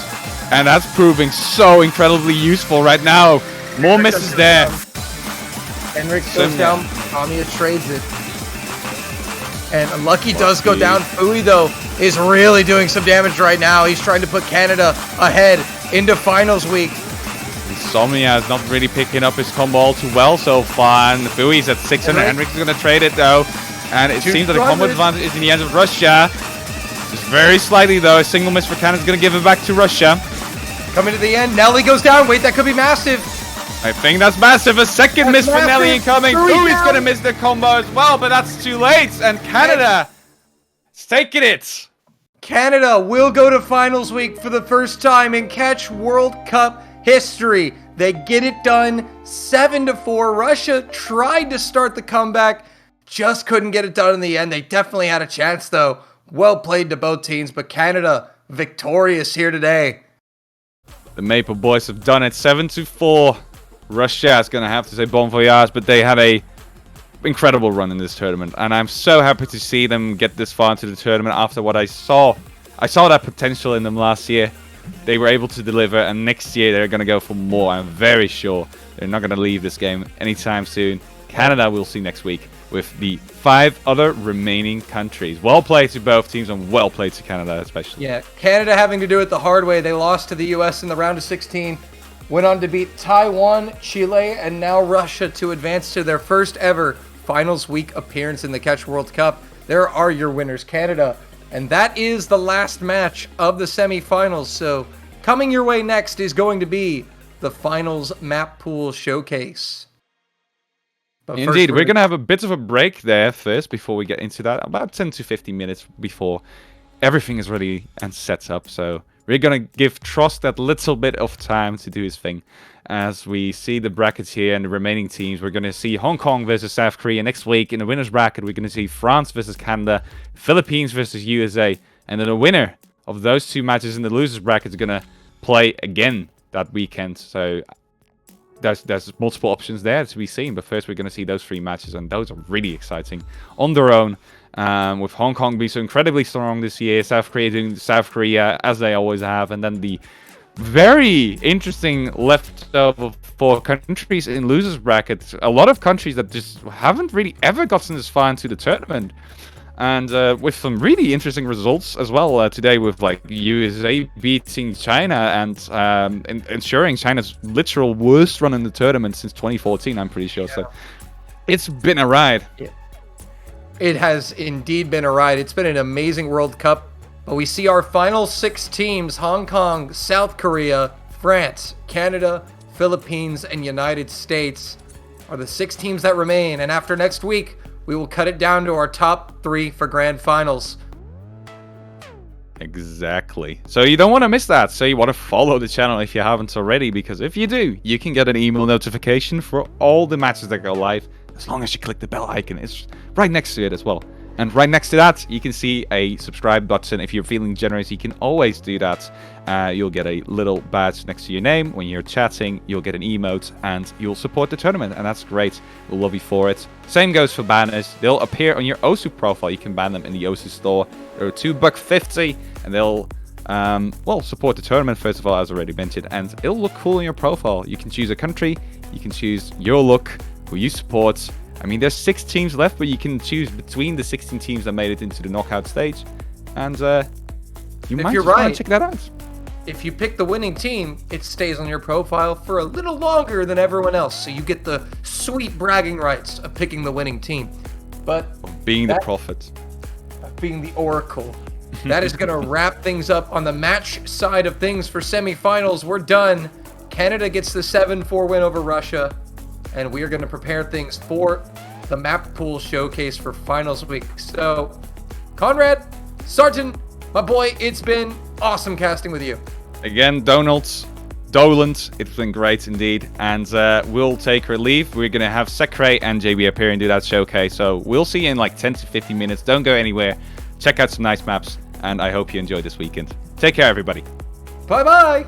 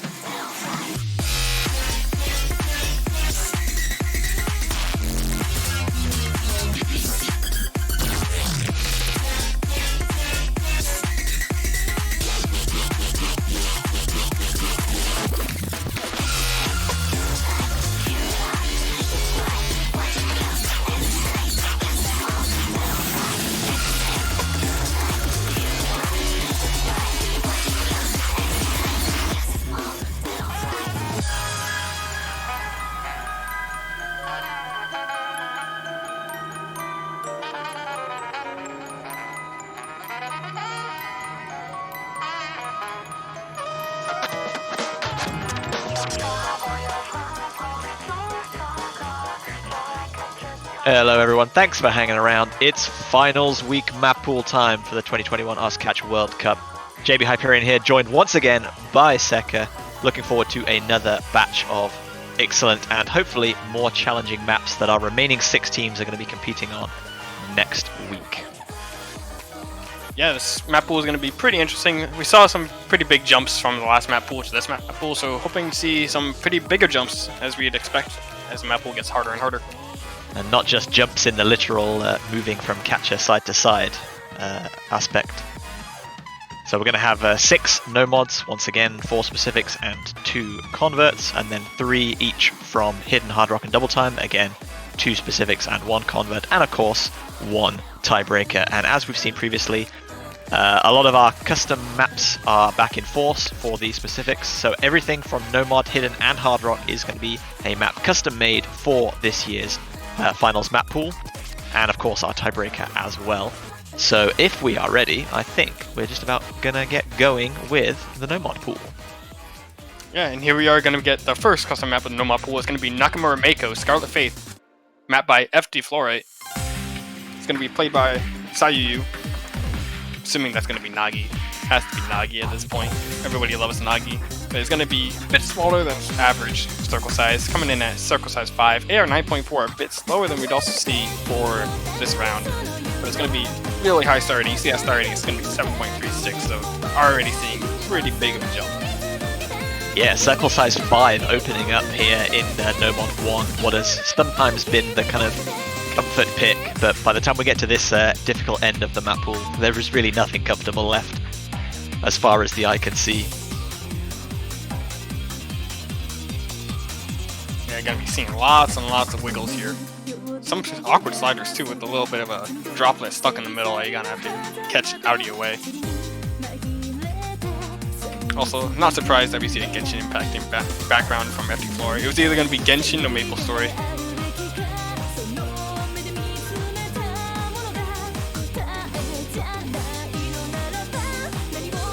Some really high slider velocity coming out here after those strong hyper dashes.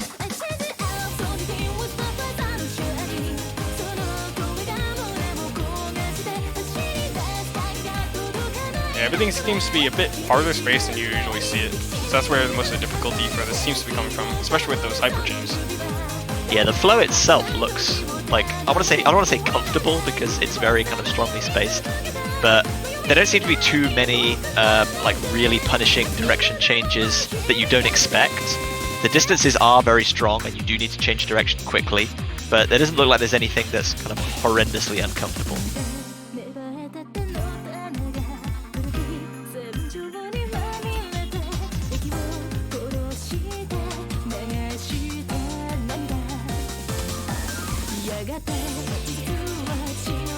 We're also seeing an alternation between these kind of calmer sections where everything is like very comfortable flowing, not particularly fast apart from some of these high slider velocity sections, and then the more kind of energetic chorus sections where stuff gets cranked up and we see lots more hyper dashes being thrown around.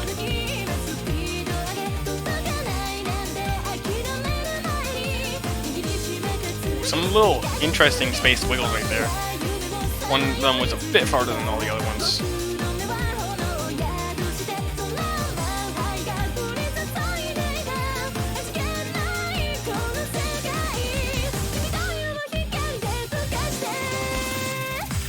This is also the longest map in the whole of the finals map pool, aside from the tiebreaker, of course, at just under 4 minutes length.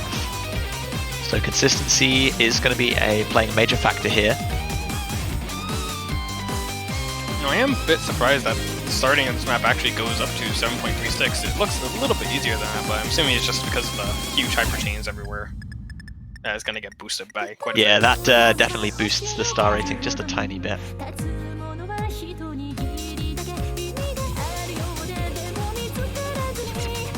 As you said earlier, the hyper dashes do look a little stronger than we would maybe have expected as a whole, even on calmer sounding parts of the song.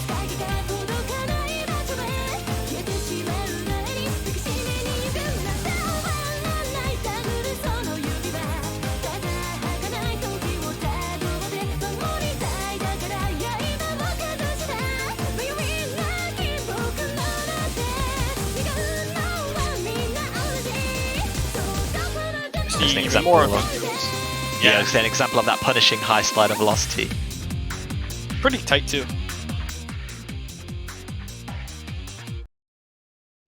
So that's where we start, carrying on. Third time unlucky from T Pazolite. This is going to be the complete opposite end of the spectrum, the shortest bar 1 song in the map pool at 2 minutes and 13 seconds long. Circle size of 4.3 and 1/3 rhythm with lots of strong dashes. Some of them maybe even approaching edge dashes.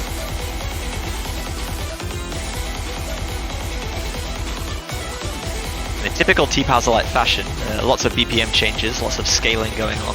Our map pool notes for BPM just have a series of question marks listed for the BPM, as you can see, from 136 to 2,500. I can't wait to see that 2,500 BPM part. It's probably just going to be something there for a bit of a aesthetic reason, but we'll see. Seems to be a lot of vertical focus so far in this map, though. Which is pretty nice for this round. Bit different.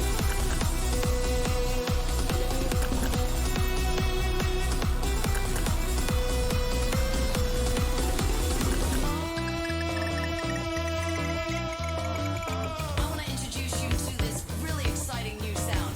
Like this.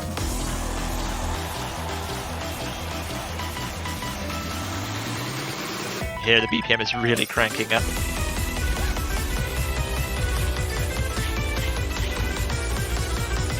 It's a bit of a Very niche snappy one. hyper dashes, and some of these Yeah. don't even generate hyper dashes actually.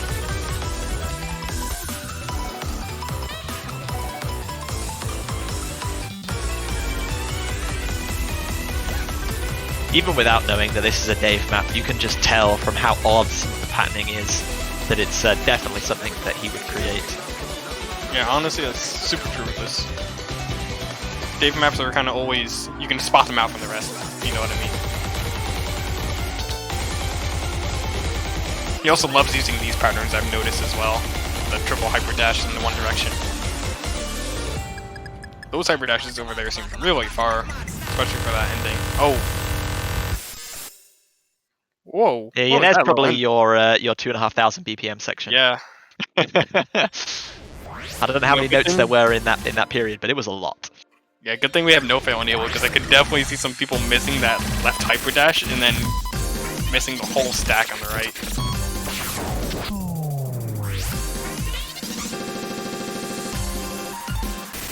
Anyway, Gemzoo is going to be bringing us our third no-mod map, Inscape by Technoplanet. This is a little longer, 3 minutes in length, 200 BPM, circle size of 4.5, so again, in between the two picks that we've seen thus far. And it's going to be heavily focused on streams and anti-flow in a sharper and stronger way than Oceanus that we saw in the previous pool.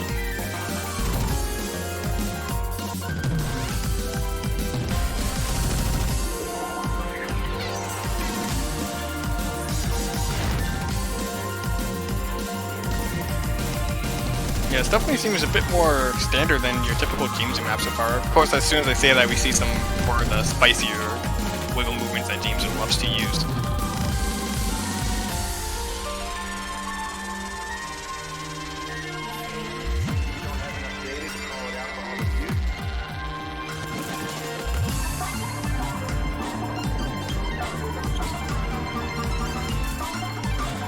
Nice little calm section here, which is supposed to be kind of comforting and easing the player through building combos back up or kind of maintaining a lead, but is probably more than likely going to be just building more nerves. All these calm sections typically have a feeling of, I really shouldn't miss here, so you probably put more pressure on yourself than you need to. Yeah, some of these wiggles also right here are a bit shorter than you would expect them to, so if you hold dash, you could definitely kind of catch a miss unexpectedly. Yeah, definitely agree. Like, a lot of the sliders aren't the same length, so the little wiggles are definitely not the same size. They're not uniform in their kind of orientation.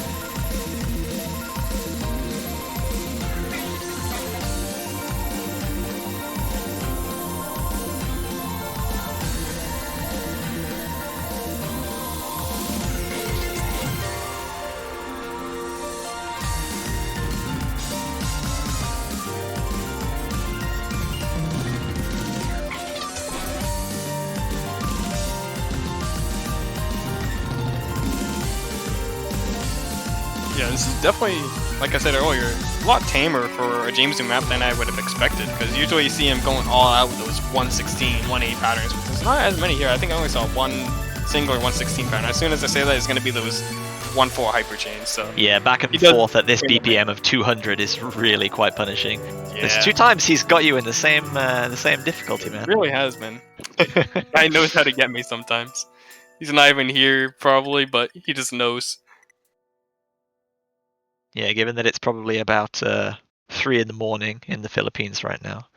But I'm sure he'll pick that one out later. Nomod 4, our final specific and final custom map from the Nomod pool, is Armageddon from Leaf, mapped by Greeper. This is again quite short, at just over 2.25 minutes in length. 210 BPM, so a little bit faster still.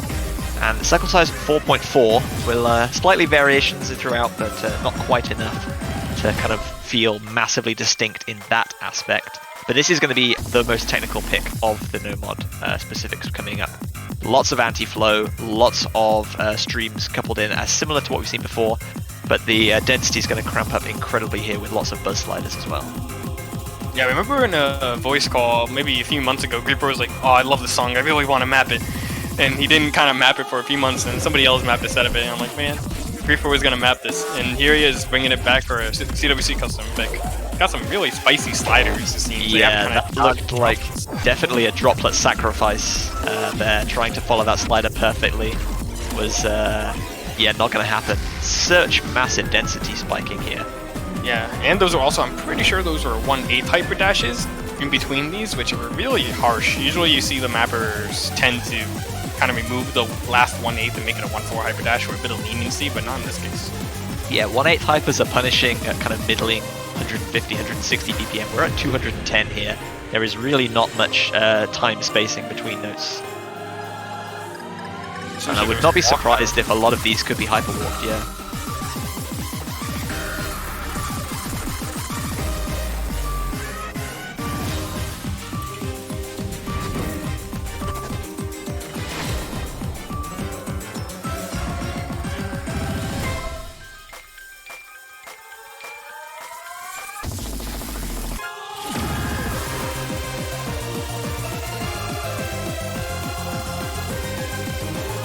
Really cool Solar Sector Mystic Wisdom remix coming out here. Look at that anti-flow though.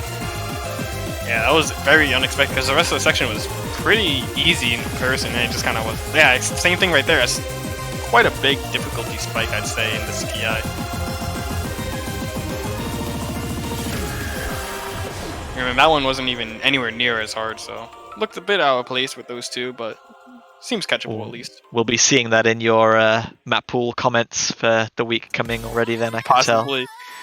We'll have to see.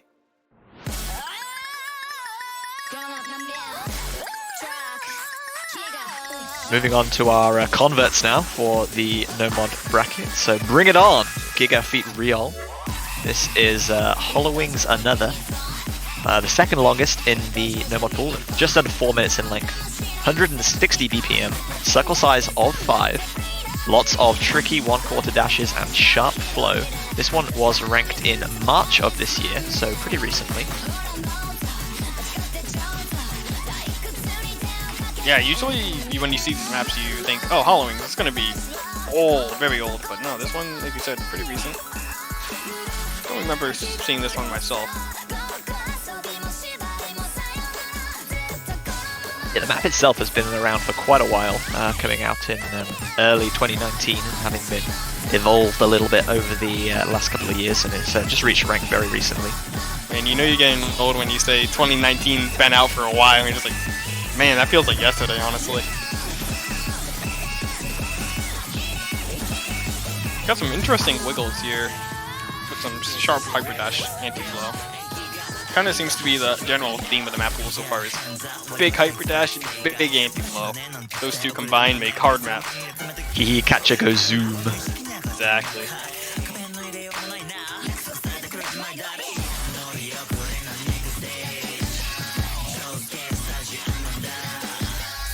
Some of those half dashes look pretty punishing, honestly. Typical convert to have unexpectedly strong dashes in the kind of calmer, less intense section of the map. lulling Yeah. you into that false sense of security as always. BPM is also at the BPM where it's like slightly too fast, but also slightly too slow, where it just feels so awkward compared to either 140 or 180.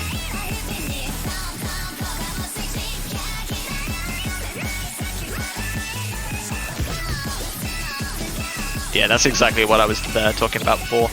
Those strong dashes that are a little bit bigger than you would expect. Very easy to drop on almost any part of that middle section just there. And coupled with the kind of strong, snappy 1/4 dashes at 160 BPM, as you mentioned, Seka, looking like really easily to kind of fall out of a rhythm here and get punished on what would normally be a fairly simple pattern.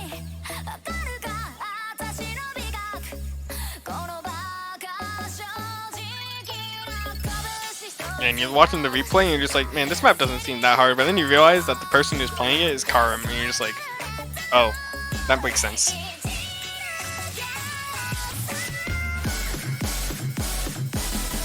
Yeah, Italy sadly departing the tournament a little earlier this weekend.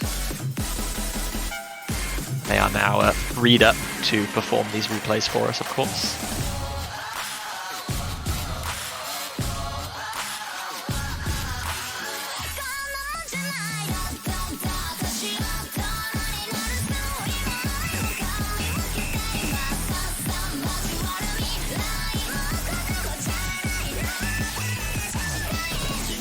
Yeah, they get really, really far. There was one little 1-4 wiggle that was on hyper dash right in the middle of there.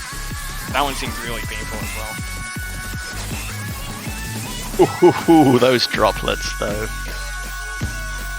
That's the kind of slider that if it had been like 0.1x faster, then it would definitely have generated a hyper dash somewhere. Yeah, definitely.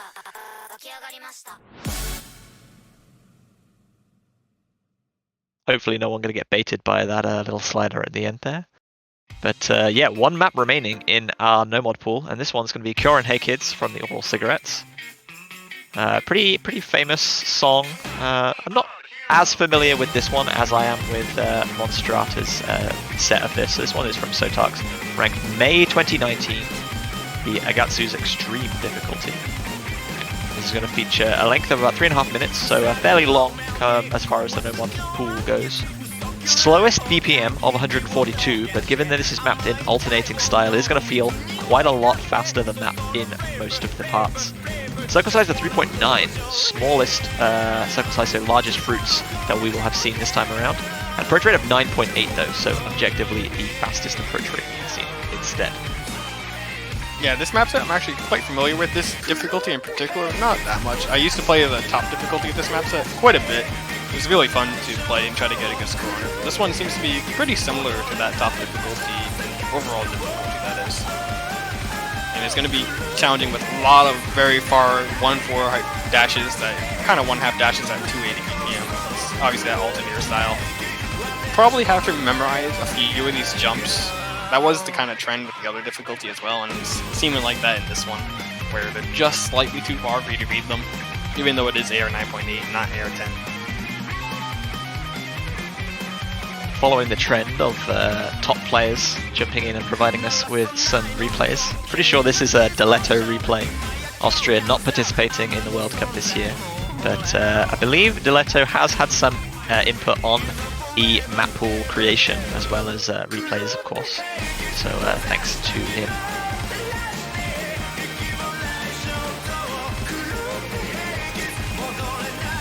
Nice little funky hyper chain right there. Kind of out of nowhere, but of course, can't really expect anything out of the fountain in that sense. Ooh, those are some really punishing strong half dashes. One of them was a hyper and the rest were all of varying edge dash strengths. Really got to be on your game to make sure you keep those on the plate. Yeah, that honestly looked like an easier version of that one pattern that XCon posted on Twitter a few days ago. I'm not sure if you saw it, but it was like these pixel perfect notes, and there was a hyper dash like every 4 of them, and he was testing around with that stuff, and I'm like, how is that even possible? I do remember seeing that. Yeah, if anyone's able to break the editor in interesting ways, then it is people like XCon, of course.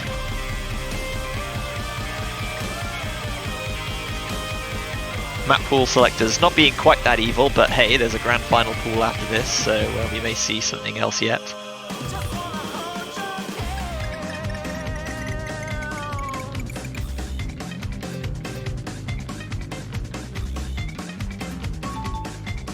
Nice long break here to either settle the nerves or build more tension, depending on your fortunes in the earlier part of the map.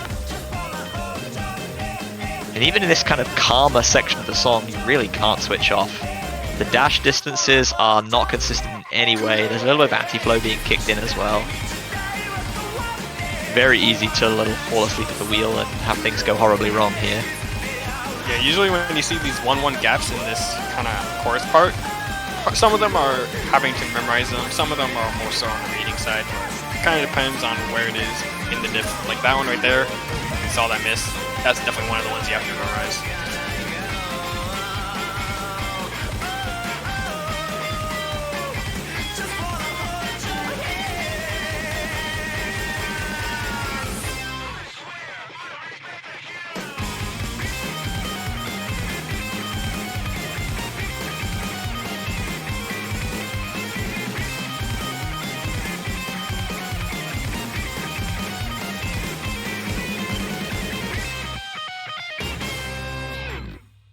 Leto almost recovering to 99% at the end there. But that's going to conclude our no mod pool, the 4 specifics and 2 converts. We're going to be moving on to Hidden now, as always. And Dave's coming back with another one this time. This is Mononoke from Ceatrus. 2 minutes, 19 seconds in length, 175 BPM. Cycle size of 3.7, which is pretty generous as far as a Hidden has gone previously. And an approach rate of 9.3, which again is not the kind of haha low AR difficult trick that we've seen in a lot of previous pools, but don't worry, we'll get to that later. Lots of flow issues, or not issues so much, but funkiness going on, which is exactly what we'd expect from Dave. I say issues in the nicest sense of the term, purely because this is just, again, exactly what you'd expect from Dave, and exactly what you would not expect from a kind of conventional mapping style.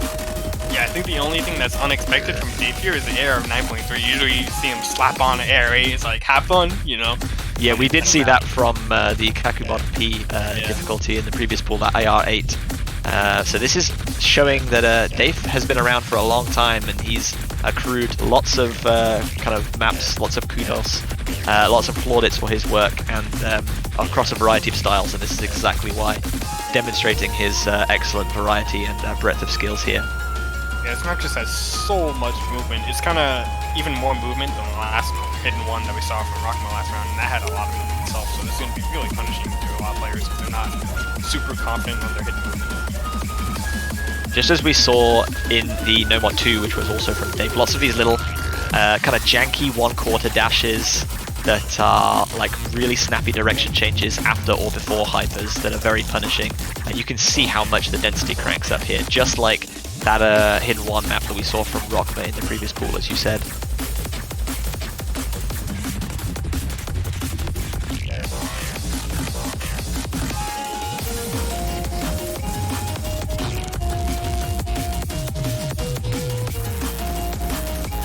Cranking out some of these extended hyperdash sliders as well as the high density on the streams. Lots of these tiny little micro movements into and out of really dense patterns that need to be timed so delicately.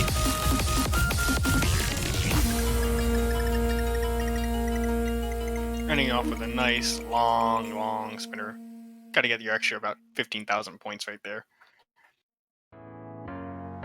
So I said that lower approach rates were coming, and we're getting there. Approach rate 8.8. But the real kicking point here, and you should be able to tell immediately from the size of those fruits, circle size 5.8. This one is James Landino's Hide and Seek, a featured artist song, so a big support to our featured artists. 2.25 minutes in length, 163 BPM, which is the slowest of the hidden picks in this pool. And yeah, as I said, lots of very small fruits, lots of precision required, and rhythm's not going to be particularly friendly or conventional this time around either. Yeah, there seems to be some very strong anti-flows that are just kind of a little bit out of nowhere, but not really. They make sense with the song, of course, but they're very definitely spiky in difficulty a little bit. But it kind of makes sense, the difficulty spikes that you get in this.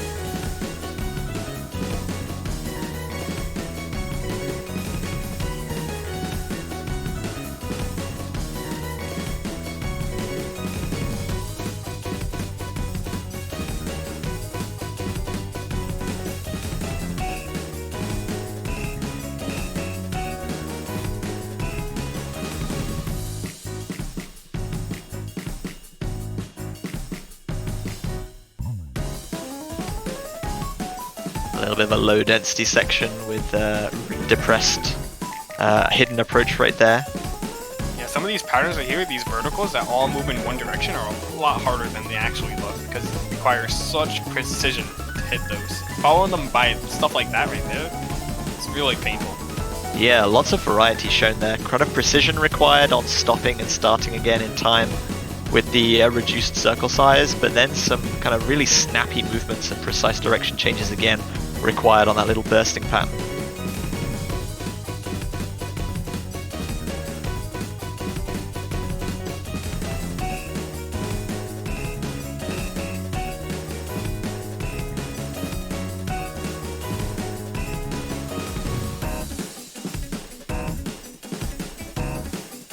You know, at least this last like little 50 combo here seems to be pretty easy, but then you get a little nice wiggle at the last 10, so a little bit of a surprise.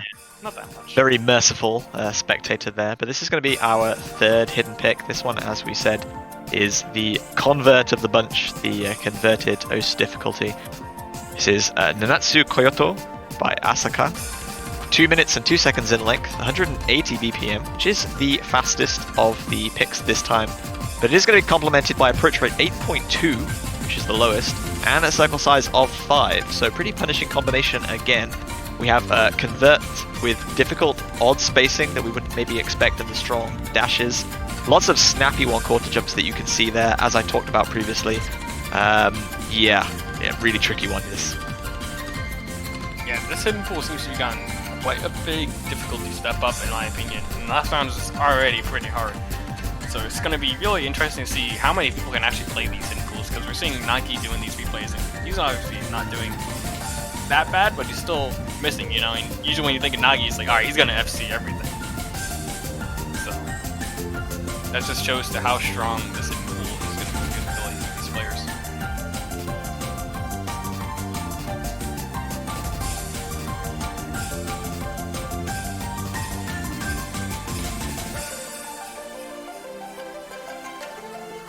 You can see on a lot of those sliders that are very slightly kind of differently tilted from each other. Some of them will require wiggling, some of them can be stacked.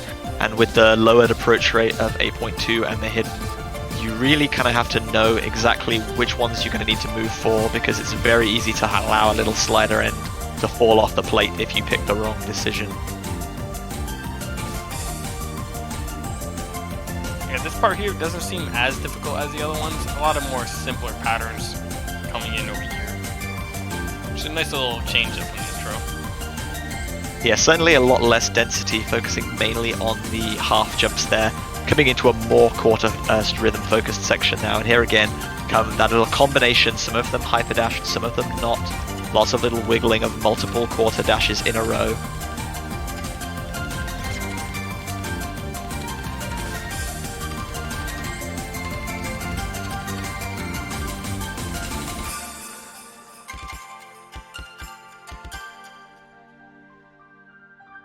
Nothing to really worry about at the end. So hidden is now done with. Hard Rock moving on is our next mod. 2 more custom maps here for all the specifics, and Lime Chronomia from Rockma is going to be the first of these. 227 BPM, just under 2.5 minutes in length. Circle size 5.2, very standard Hard Rock circle size coming from 4. But the speed and the density is going to be the deciding factor here, the challenge for players, and lots of variations in flow as well. You know, I'm pretty sure I just saw like a little wonky one-lead cheeky double in the intro right there. You definitely see maybe a few misses in there. It didn't seem that hard, but it just kind of catch you off guard a little bit. Very fast streams right at the start though. Yeah, typically at this kind of BPM, when you're talking about streamy picks, you either see very little kind of deformation of patterns or massive deformations of like 1/8 patterns thrown in that create hyperdashes where there was a nice kind of simple triple before. There's very rarely kind of any middle ground.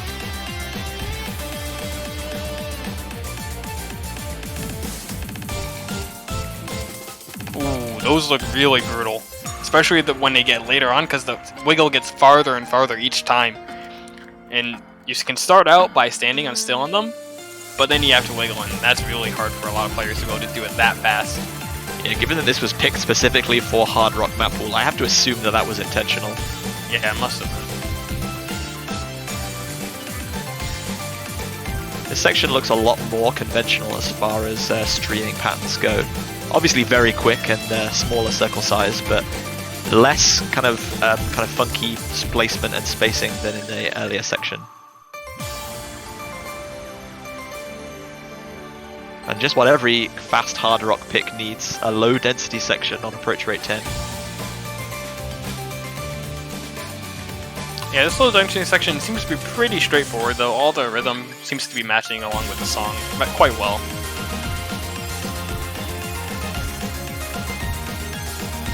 Those quarter wiggles at this BPM look really punishing. Yeah, and you see Considering right everything there. that's come through in the map already. Yeah, you can see right there. One single miss is gonna miss you like 10 notes in this section because you kind of can't really get your rhythm back quite easily.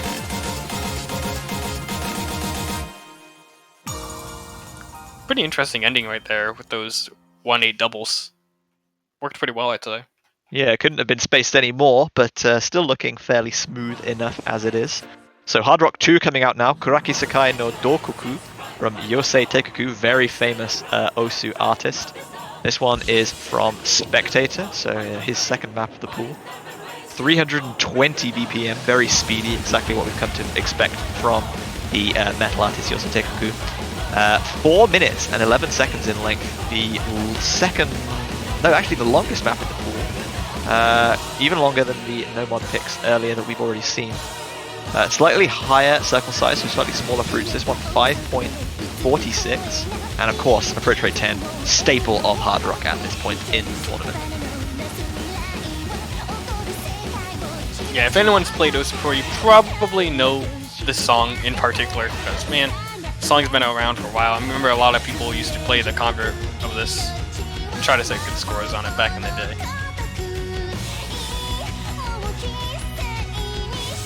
See, this part is actually a lot trickier than it seems because it didn't really follow that specific of a rhythm in those little 1-1, I think they were, those gaps. So you can definitely get caught out trying to go backwards too fast or too slow.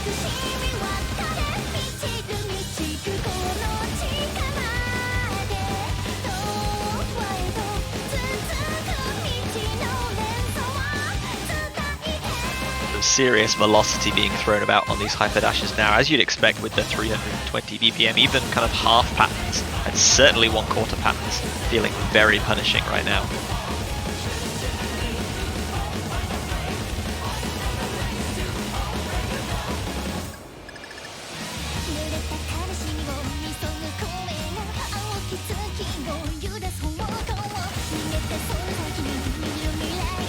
A little 1/3 kind of set of notes there, but very kind of conveniently placed for flow.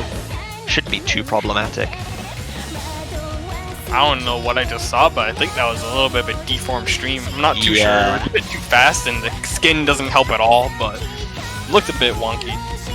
Yeah, that looked like it could have been like a stack, but if it was supposed to be wiggled, I'm not really sure which direction you were supposed to kind of go in there. It didn't look kind of very intentional at all, but I might be completely wrong there.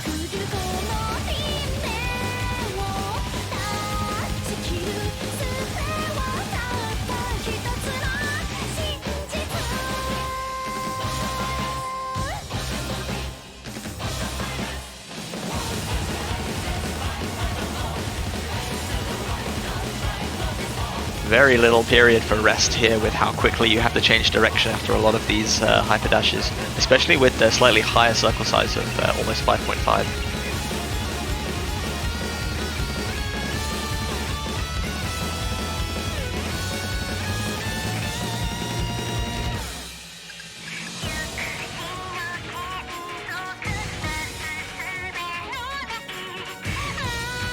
Ooh, that was a little bit of an awkward curve shape into the opposite direction. Possibly see some people curving too much on that and missing the hyper dash.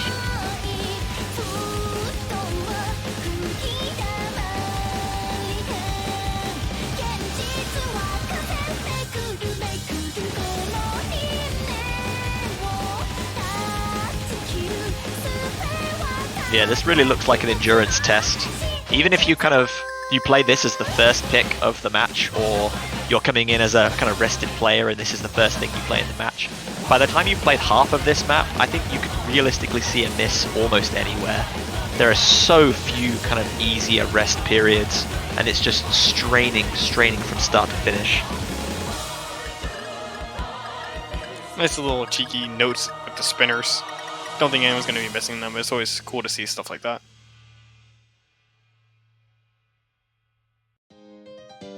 Our final hard rock pick, the converted difficulty, Neverland from Trifect. 2 minutes and 18 seconds in length, 127 BPM, so vastly lower than what we've seen previously. Circle size of 4.55, quite a little bit more comfortable. This one is uploaded late 2019 and is currently last updated very recently, not ranked, I believe going for loved, however. Yeah, it's kind of interesting that we see something like this BPM as well, because the last map was also an alternator style map, and this one's, albeit a bit slower in the alternator style, it still has that same vibe as last Hard Rock. Usually we'd see maybe be from 180 to 190 for the last Hard Rock pick. This one definitely has a bunch of farther jumps than you would expect, especially with the Hard Rock mod.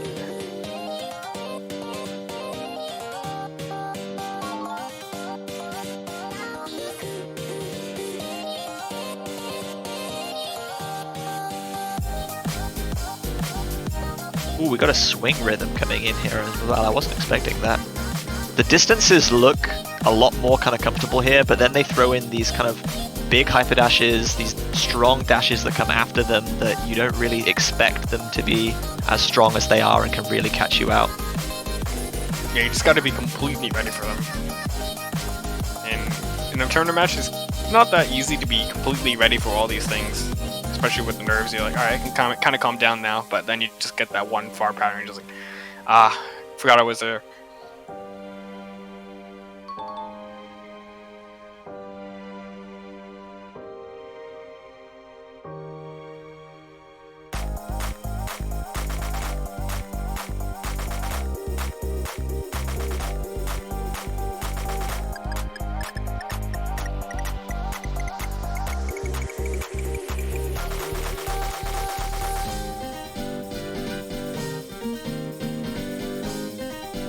Here we see a couple more of those strong quarter dashes.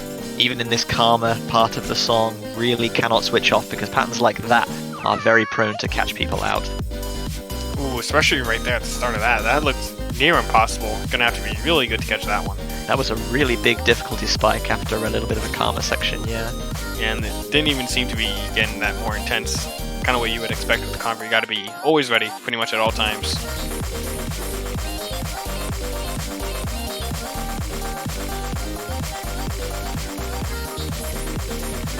Not a fan of these spam clapped hit sounds, but I don't have to play the map, I suppose, so... Yeah, that's why you have to put on your own custom clap it sounds. Do that kind of stuff with this map, possibly. That's going to conclude our hard rock pool. Double time coming up now. As I said, neither of these picks for the specifics from the double time pool are specifically crafted for the tournament. But the first one coming up is going to be Amatsuki's Doraemon. This is from Verti, and I believe this was ranked this week, if I'm not mistaken. Yes, I believe you're correct. I can go check on that real quickly. Yep, 5 days ago. So very, very brand new to the rank section. So 2.5 minutes in length. It's going to be 240 BPM with double time applied. Circle size of 4.2. A little bit higher than obviously the standard 4. But an approach rate of 10.5 almost coming out. This is probably one of the fastest DPI approach rates we've seen on the double time pool in any CWC to date. Yeah, there has been a few that have been higher. I believe it was, I can't think of the map. It was in 2018 finals, or grand finals double time.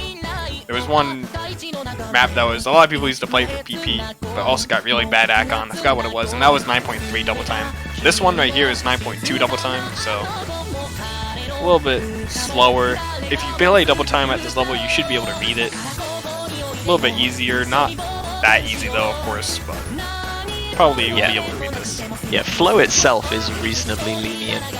The difficulty is just coming obviously from just how fast these notes are being hurled at you.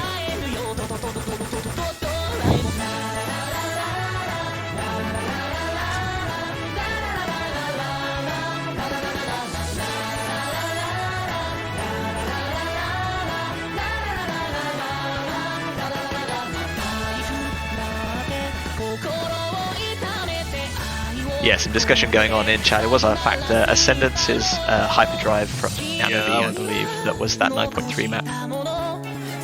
Yeah, this map Good memory seems to there. yeah, it seems to be more of what I expected from the high AR double time pick last round. It was kind of a bit technical and too, I'd say, difficult possibly for last round. But this one is definitely more on the more consistency-based high AR. Can you read this? You know. So it's good to see the map pool bringing it back to what I think is a better way to show high AR in a double time pool.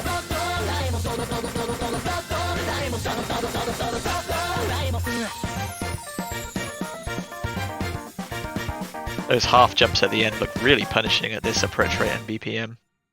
Something that you would normally have considered like an easier pattern in the map suddenly become incredibly spicy when double time is applied.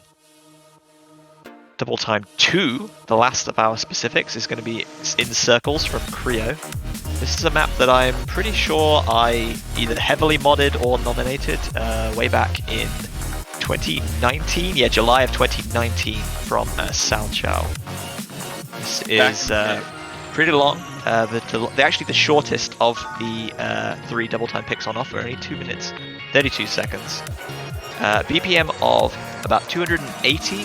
There is a slower section, I think halfway through, which is obviously going to hopefully not catch too many people out. But a circle size of 5 is the punishment here.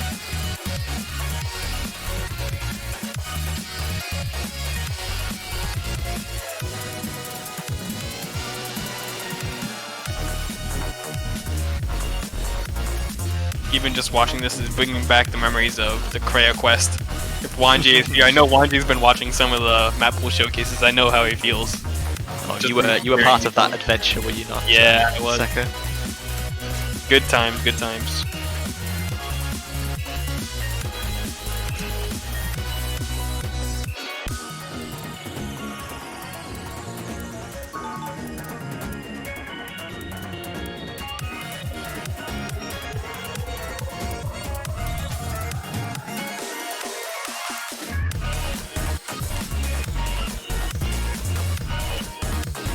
Yeah, with this map, there seems to be a lot of stop and go rhythm, kind of, with these verticals. You just kind of go, stop, go, stop, go, stop. Kind of repeats itself a little bit. A lot of these kind of long, like oddly shaped sliders, which could be quite punishing at the kind of increased catcher speed that double time offers here. Considering that those little juice drops are obviously essential to maintain combo, but are quite a bit smaller in terms of their hitbox than the normal fruit. There's another great example of that stop flow kind of patterning that you were talking about earlier. And now we're kicking into a higher slider velocity, much more snappy, much stronger hyper dash section.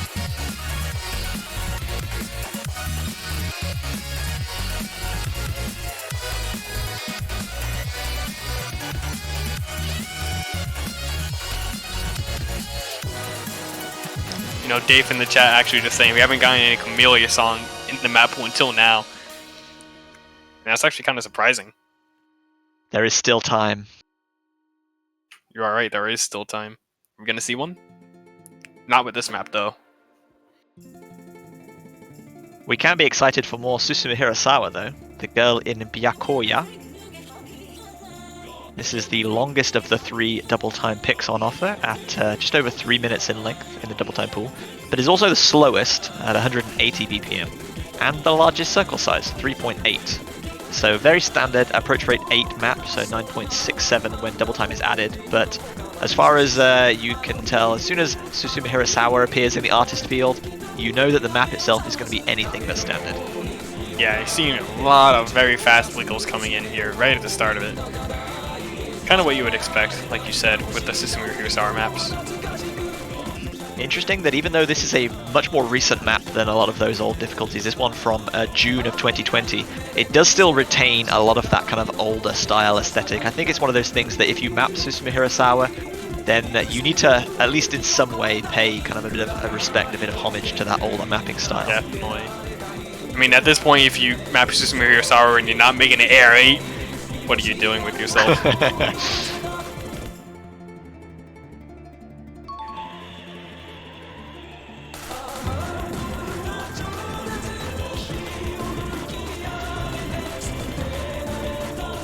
The more of these kind of snappy one-quarter dashes, some of which are hypered, some of which are not, almost all of which are combined with a lot of anti-float into and out of sliders as well. But there's also some of these patterns where you have to stand still for long periods and then immediately speed up and pick up the pace again. Yeah, those patterns right there are actually very hard to play because you have to move forward, stop, and then move forward, stop, and then go back. And that's really hard to do, especially in the singular direction that those are facing. Yeah, it's very easy to get sucked into a kind of much more flowy playstyle when your catcher has that increased speed. But this is one of those patterns that you see in a lot of combats where you need to be stopping and then moving again in the same direction as you continued in, which is a little bit of a jarring motion for a lot of players.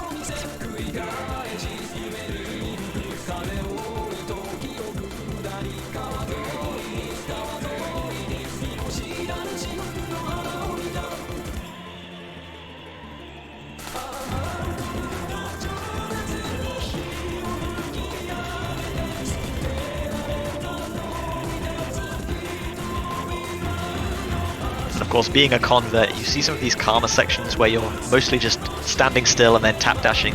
You know that an intense section with hyper dashes and weird anti-flow is going to be thrown in just around the corner. That unpredictability that converts have in spades. You can see there a little hyper dashing reverse stare pattern. Really, really tricky. Yeah, as you would expect, more of those patterns coming in. I think it's been like the 6th time we've seen that singular pattern, so if you can't play that pattern, maybe this is not the map pool for you. Yeah. There it is again, even right at the end of the song. Some nice balance on those buzz sliders at the end. But that is it for the double time. For the main pool, it is tiebreaker time. Once again, custom map coming in. And this one is going to be In Eternum from Flesh God Apocalypse by Diletto and Dust. And I'm pretty sure that is Divine Judgment in Italian. Exactly the kind of difficulty name and artist I would expect from Diletto, big metal fan. Oh yeah, especially with Dust too. Diletto and Dust, I know they're also making another collab project on a metal map with myself. Getting that work in progress as well. This one, not surprising for me to see a Diletto and Dust map as a tiebreaker in the finals. Especially on Flesh God Apocalypse, I know they both love stuff like this. Yeah, so just under 5.5 minutes in length, 150 BPM, although that is incredibly deceptive with how dense a lot of these patterns and bursting kick drums and ripping guitar riffs are. So I definitely do treat that with a grain of salt. 1/6 is going to be the predominant rhythm here, so it's going to feel more like 225 BPM for your typical kind of 1/4 streaming pattern. As you can tell, a lot denser in terms of note placement than you would maybe expect.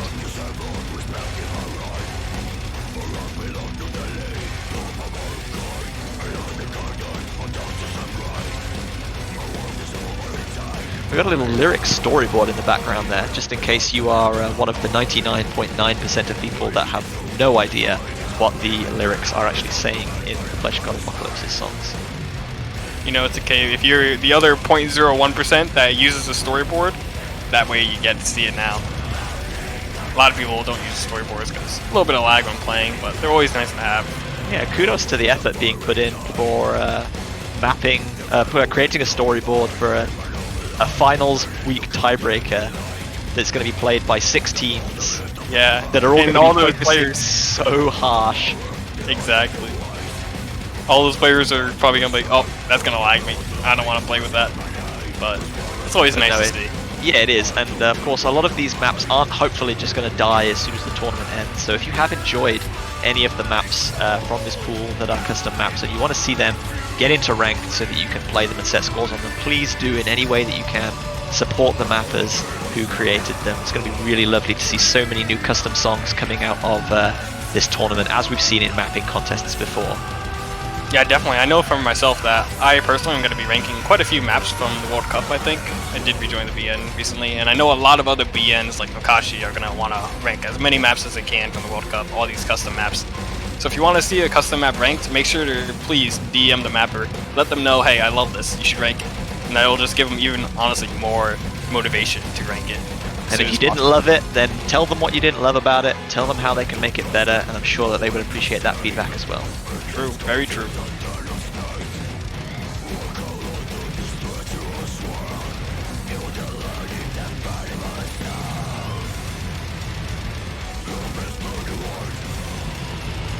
So as with all tiebreakers throughout the CWC, this is obviously definitely heavily focused on consistency and stamina. And with how much the density and difficulty has been ramped up, you can see a lot of these anti-flow patterns being combined with standstills thrown in. That is the primary test here, is just a test of stamina. How long can you keep going after you've already played kind of 12 other maps if you are kind of pushed into this situation? I want to say forced. It'll be great for us, the viewers, the commentators, to see a lot more tiebreakers. We saw, I think, 2 or maybe 3 this weekend just passed. But for the players, you probably want to avoid putting yourself in a risky position like this, especially when you're so close to that tantalizing podium spot that's coming up at the end of this week. Super stressful, to be honest. But yeah, some of these 1-4 dashes, 1-6 at this BPM, obviously, but I'm just going to say 1-4 because it looks like 1-4. They're very farther than what you would normally expect at this BPM.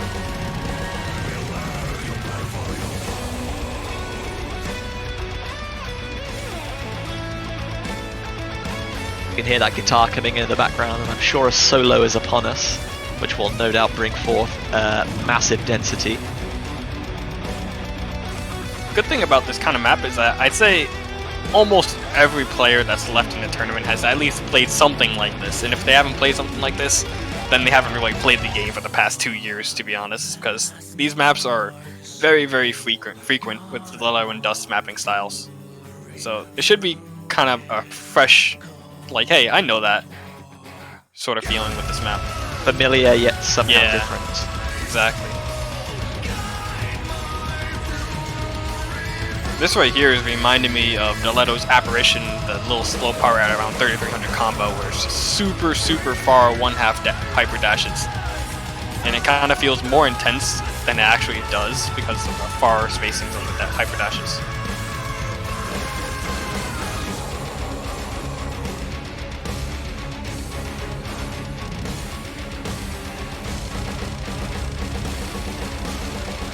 Nice little bursting stream section towards the end there. Might catch some people out, but that is going to do it for the tiebreaker and for our finals week map pool showcase. So as I said, 6 teams going to be continuing in the tournament.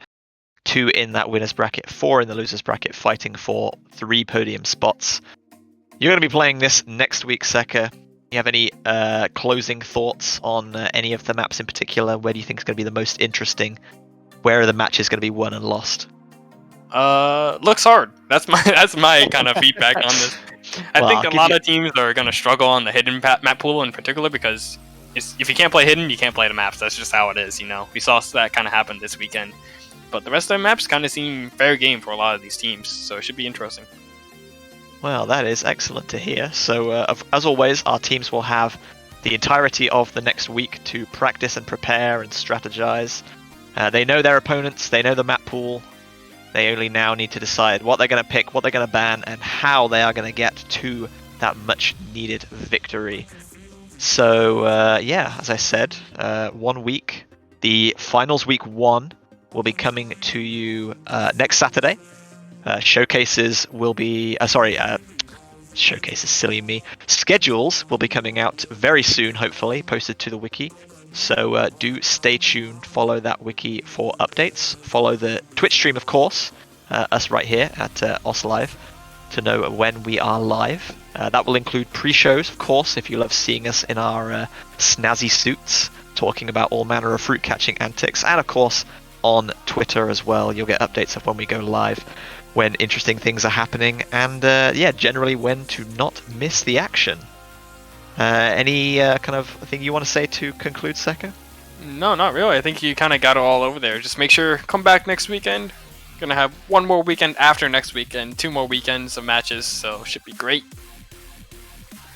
Okay, so that will conclude for this semi-final week of the Oscatch 2021 World Cup. Thank you everyone so much for watching. I have been JB Hyperion, and I've been joined by Seka for this Map Ball Showcase, and we will see you in the next time.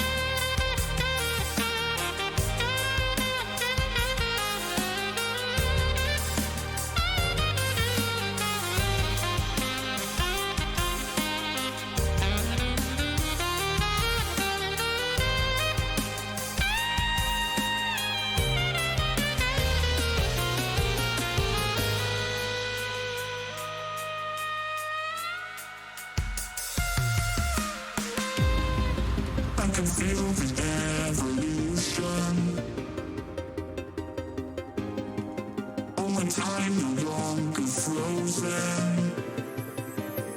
So maybe all the